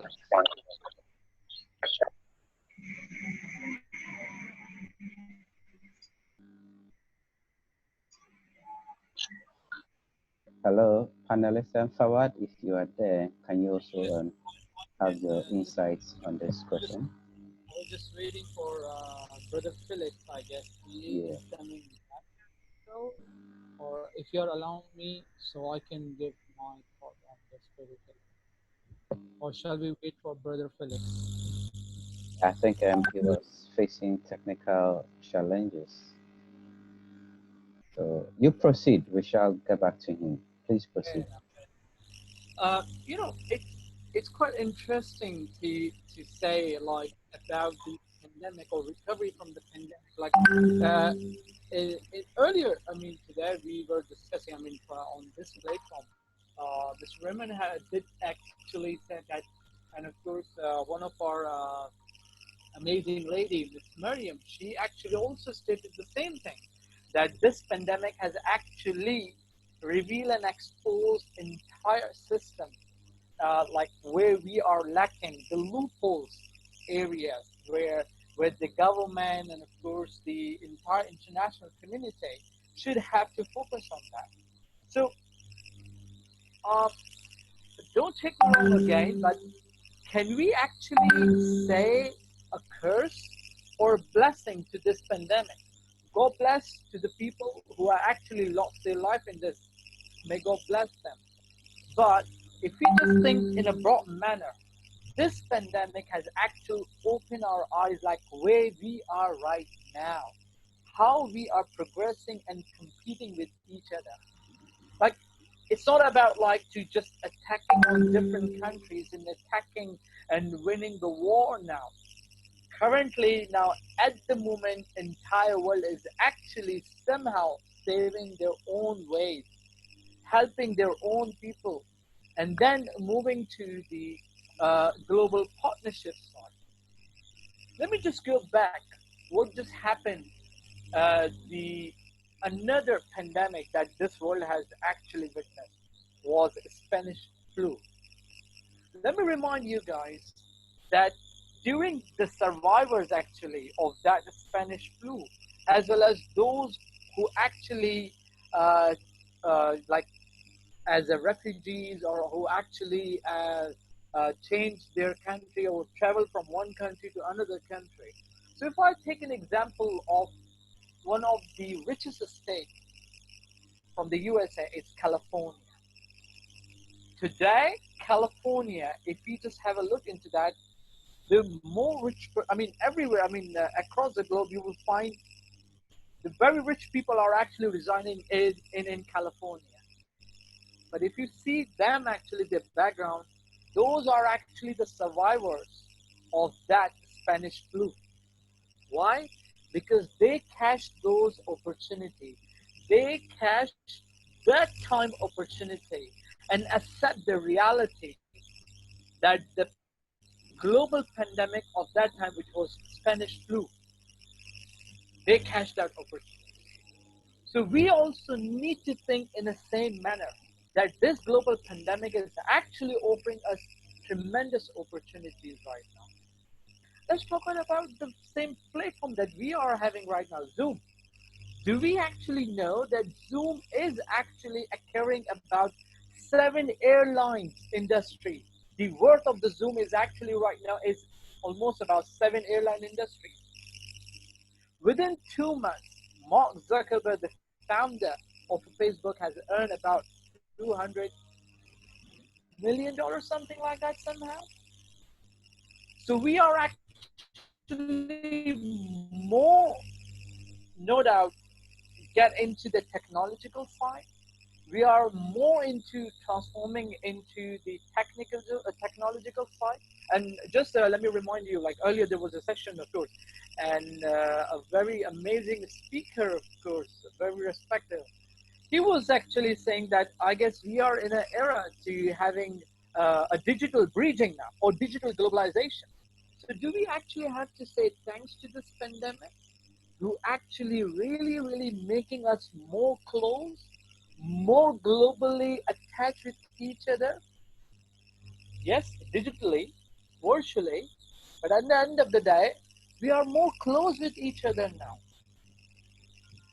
And as I mentioned before, that the country has to find out their minerals and their resources, especially the agriculture countries. This global pandemic is a big, big test for the entire world, I must say. And countries who are actually rich with the resources, especially with the agriculture resources, will easily be able to tackle all these pandemic outbreaks as well as the aftermath and of course the aftershocks as well. So we as an international community, once again, digitally promote the global partnership, and first of all, on the level of the countries, the government, authorities, the decision makers has to dig out that what the natural resources as well as the agriculture we itself, our country, having right now, because this is what the necessity right now. I was not, I just went for the prayer. There was like a question about that what UN, I just want to give a 1 minute my feedback, what I believe on the question about this UN, that what UN can do, that I personally believe it needs to be reformed. UN actually needs to be reformed, especially the Security Council. And the power of the veto has to be vanished, in my opinion. It has to be vanished because it is actually somehow the war of the powers actually. If the UN itself reformed, and of course giving the equal partnership for all those 193 countries, and also the Crown Council, the Security Council, should give a proper permanent seat to the African Union, I would say we will be definitely, this world will be more better, not getting into the worst, but start more progressing much better into that.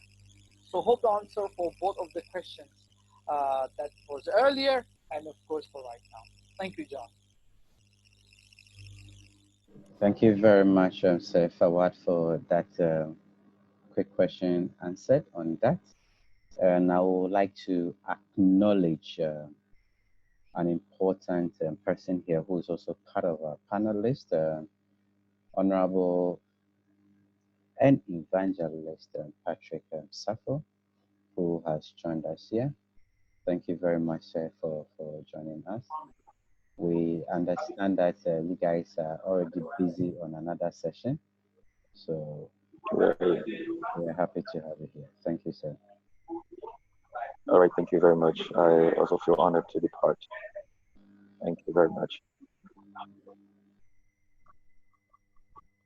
Yeah.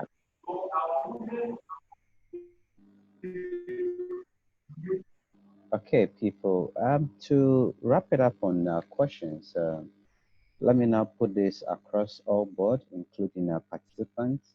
Your 30 seconds take.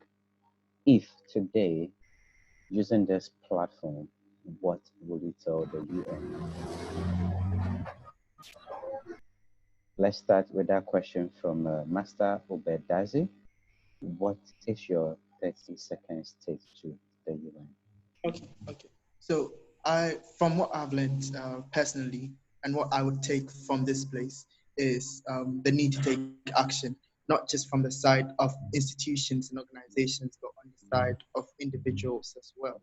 And also what we need to do as a global community is see ourselves as together in situations. And the fact that I'm affected by the situation should make you feel that you can be affected by it as well. So growing cooperation and unity, as well as developing a concerted effort to solving problems, is what we need to move forward as a global community instead of individual approach. Thank you very much, Master Obed, for that quick one. Madam Zara, what is your 30 seconds take? What do you want from the UN? What do you want the UN to do? And what do you want the youth to also do in correlation to the UN75? So what I want is for everyone to work together So for the youth, the issue that we have in our community as the youth is that for the ones of us who also speak up about these situations, there are some of the youth who look at what we're doing as like, oh, it's boring, it's not cool. So if we work together and we convince them that this is our future, and believe it or not, we are responsible for what happens to us in the future, if we get the youth to work together, then we can push for more change. And also for our leaders, we need to have better leaders, leaders who listen and leaders who understand the importance of the movement. And what I want the UN to do is that the UN should be more hands-on, because I feel that sometimes the UN is not so invested in everything that's going on in the world. For example, the situation in Yemen, we need more hands-on action from our leaders, and especially the UN. And like I said before, UN, they need to implement better outreach to countries, because by using outreach, the message gets across and countries are more on board to work and fix the issues that we face. So compliance, working together, definitely the two biggest things that we need in order to tackle the issues that we face now. Thank you very much, Madam Zara, for that quick note. Sir Fawad, what is your 1 minute take?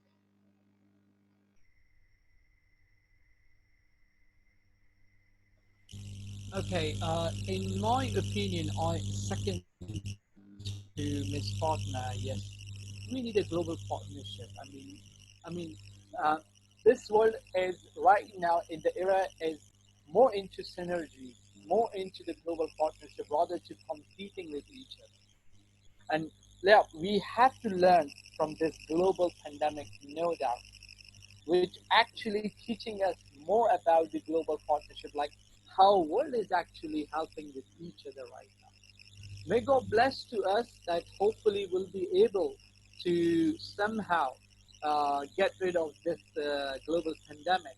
But no doubt, it really, really helped us to find out what we actually need to get prepared for it and what we really need to do to way forward in that. And of course, as I stated, UN, of course, has a very, very big responsibility right now, which needs to be revised, which needs to be reformed, actually.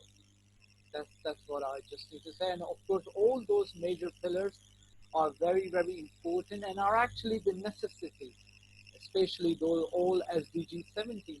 Those are the necessities, actually. I cannot say revise, but it has to be controlled, it has to be monitored, and unfortunately, yes, it will be, of course, more extendable now because of this issue that we have right now. But again, nevertheless, a global partnership will definitely be able to help us to do so. We are not into more war-centered, but to having a peaceful as well as a global partnership center. Thank you. Thank you very much, John. Thank you very much, Sir Fawad, for your closing remarks on that. Shall we have Sir Raymond to give his remarks also on this?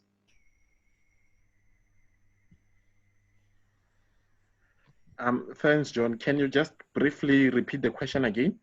Yes. Today that we are having this UN75 dialogue, and also in relation to the UN Charter, what is your 30 seconds take to United Nations? Thanks, John. Look, for me is that collaboration is the way to go. And we need to speak one voice as young people, whether I am in Africa, whether I'm in Asia, whether I'm in Europe, whether I'm in the US, we as young people need to speak one voice. And once we do that in a form of a more collaborated and coordinated manner, much can be achieved, starting with the collaboration.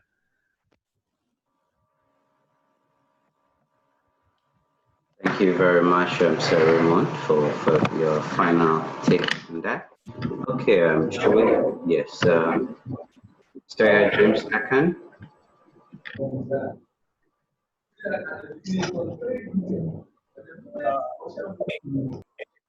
need to be very practical about our solutions. The US should consider the growing increase in population of countries. We are going to experience a population escalation, and hence it is important for food security to be a priority to the UN. Now we need to have a system where we can engage farmers to grow in large quantities to commercialize their produce to the rest of the world. And then we also have to consider the technology opportunities we can give to the youth. Youth needs to begin to learn new skills in technology so that they can be relevant as the population increases, so that they don't have the cases of this pandemic. Thank you very much. Thank you very much, AKAN James, for that.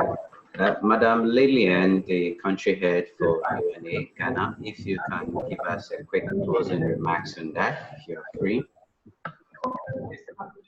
Okay, what I will say is that there are lots of worldwide issues that the UN can focus on.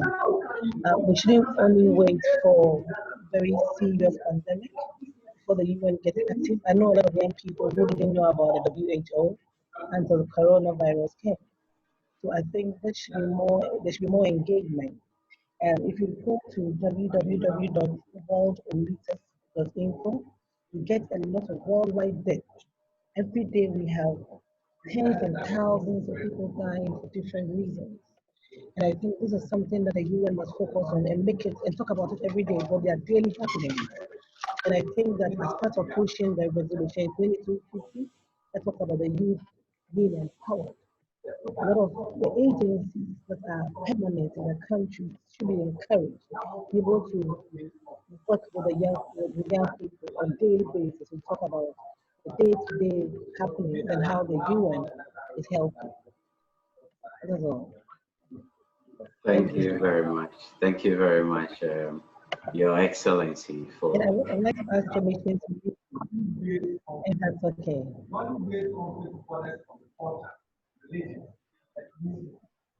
Don? Yes, please. Your line. Please repeat that. Yeah. I said I want to thank you for the opportunity. I thank you so much for all the topic that is discussed. Unfortunately, I will have to ask permission and leave. I know that Thank you very much, Your Excellency Lillian Sally Ado, the country head. Thank you very much for that. All right, people.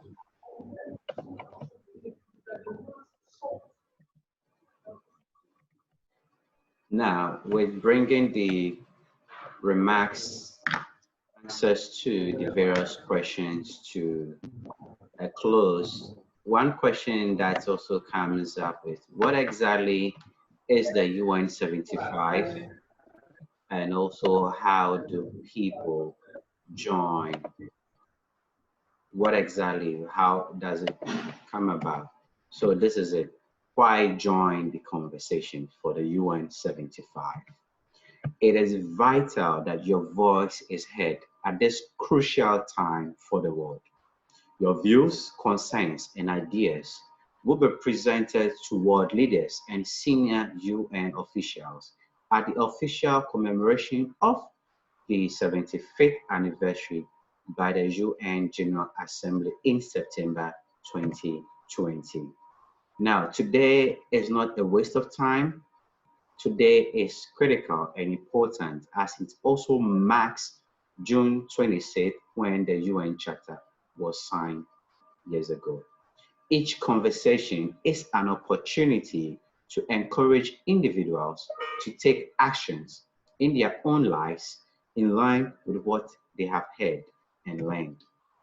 Findings may inspire new programs, investment, partnerships, and campaign among a whole lot, as rightly said by our panelists, OBED from Zara to Isabel to Sir Raymond, Fawad, Patrick, Her Excellency Lillian, AKAN James, and all. and myself inclusive, as well as ASEAN and Joy, Tilda, and all the other participants who have shared in through using the chat window. Now, the question is, how do you join this conversation if today is your first out? Now, what you need to do is you need to take the 1-minute survey and share it widely. So on your screen, you can see the link for you to go where you can take the 1-minute survey. Also, you can check out the UN75 toolkit with guidelines and inspire conversation and amplify voices through channels and communication for people to talk. And lastly, you can follow the whole conversation at Join UN75 using the official hashtag UN75 on social media, Twitter, Facebook, and Instagram. It has been a privilege to have you all here to join in the conversation. We have been able to enjoy and share ideas. And I thank you all that you have been able to be part of this celebration. Now, I also want to give time to Director of Operations, that is Patrick, to also give his quick closing remarks. So, Honorable Evangelist Patrick SAFO, the floor is open to you.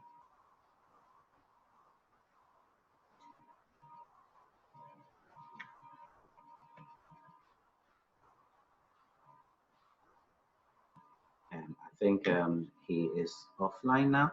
We have ASEAN. Yeah, can you hear me? Yes, please, we can hear you. Can you hear me now? Yes. Okay, all right. Thank you very much for the great opportunity. And this is what I want the UN to know and also be abreast with. I think one thing that we're trying to forget, or one thing that the UN is trying to forget, is the issue with sanitation. This is very, very important. Do you know something? During the lockdown, some of us spent our time touring some part of Ghana because we're in Africa. And one critical situation that has been left hanging is the issue of sanitation. And you have no idea that with this issue of the pandemic and people's immune system, being tackled with this whole pandemic, I believe that during the time or before this pandemic, sanitation already causes people, because when our environment are polluted, obviously when the people don't have good food, good water, drinking water, good environment, obviously they are automatically attacked with viruses in their water, in their food, in their surroundings. And so automatically the situation within the pandemic is even on hold. Is it not possible that in our neighborhoods, in our environment, automatically this dirty environment, already affects the system of the people? Is it not possible? Because that's one question I was asking myself, because we went around to some serious neighborhoods in Ghana and you have no idea the comfort, that the lifestyle with the people, how well the place is polluted, choked gutters, massive. You have no idea. Like the people are living in it, staying, cooking, moving around during the time of the lockdown. Serious areas in Ghana, a place in Choco, that I learned the government when they recently to rake the whole entire neighborhood and promise to come back to continue, but the place is left ajar. And the people are still, I saw one young guy carrying a refuse dump on his head, going to dump it, and they already choked gutters. And so the question I was asking myself, so has this thing got to do with Corona, or we ourselves, we are helping to mess our surroundings, to promote the sickness that we have? Because already if the environment is spoiled and our environment is polluted, the water is polluted, our food is polluted, automatically our system is already contaminated. And that automatically will not help to build our immune system. So my point is, why do the UN or the World Health Organization focus 100% on this issue of the pandemic, the virus, because already. So my point is, I want the United Nations to pay massive attention on the education of sanitation, because if it's also being eradicated, I know and I believe that our surroundings, if it's cleared, this whole issue of our system contaminated and our immune system being attacked, because if our immune system is low, obviously it opens the chances for our body to be contaminated or receive any sicknesses. So before I go off, I wanted the United Nations and to also go into partnerships with other people that can help Africa and other parts of the world that are suffering with serious sanitation problem to be eradicated. Thank you very much. Thank you very much, Evangelist Patrick SAFO. He's the Director of Operations, United Nations Youth Association, Ghana. Thank you so much for your final submission today. So everyone, it has been an awesome experience here where we have joined in to answer questions pertaining to the UN75 global issues as well as country level. I want to thank you very much, Sir Raymond, for your time. I know you're a very busy man, but to make today an open window to share your thoughts means that this is an issue that is very dear to your heart. We thank you for your time. Thank you very much, Sir Raymond. Thank you so much, Sir Fawad, to OBED, Zara, and all the panelists who have today graciously joined in. And a very thank you to our participants who have also joined in this. And a very good appreciation to ACN, who has delivered well thought out solutions through the chats and submissions, and also to Joy, and then to Tilda, and to all the other people there. Hanat Alassa, thank you for your time, for being here. Kingsley Nyako, and also to the Continental President of the Great Minds Empire, who is busier than I am, who has been here today. Tamam Monday Yari, a great personality. It is a privilege to have you here. Thank you everyone for coming. God bless you. Let's make this another time. Bye-bye. Thank you. Bye-bye.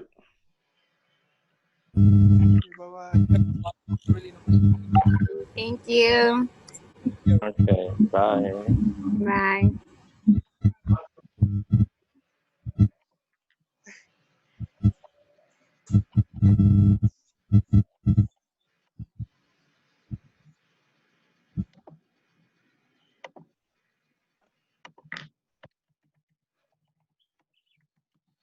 Thank you. Bye-bye. Glad to meet you again, Ambassador Forward. Kingsley Nyako. Yeah. Kingsley, how are you? Yeah, I'm fine. I never knew you on the platform. Oh. Yes, I am. I'll call you back. I'll call you back. Hey, Johnny, I agree. Thank you for that performance. You did a good job. Thank you very much. Thank you very much. All right. Yeah.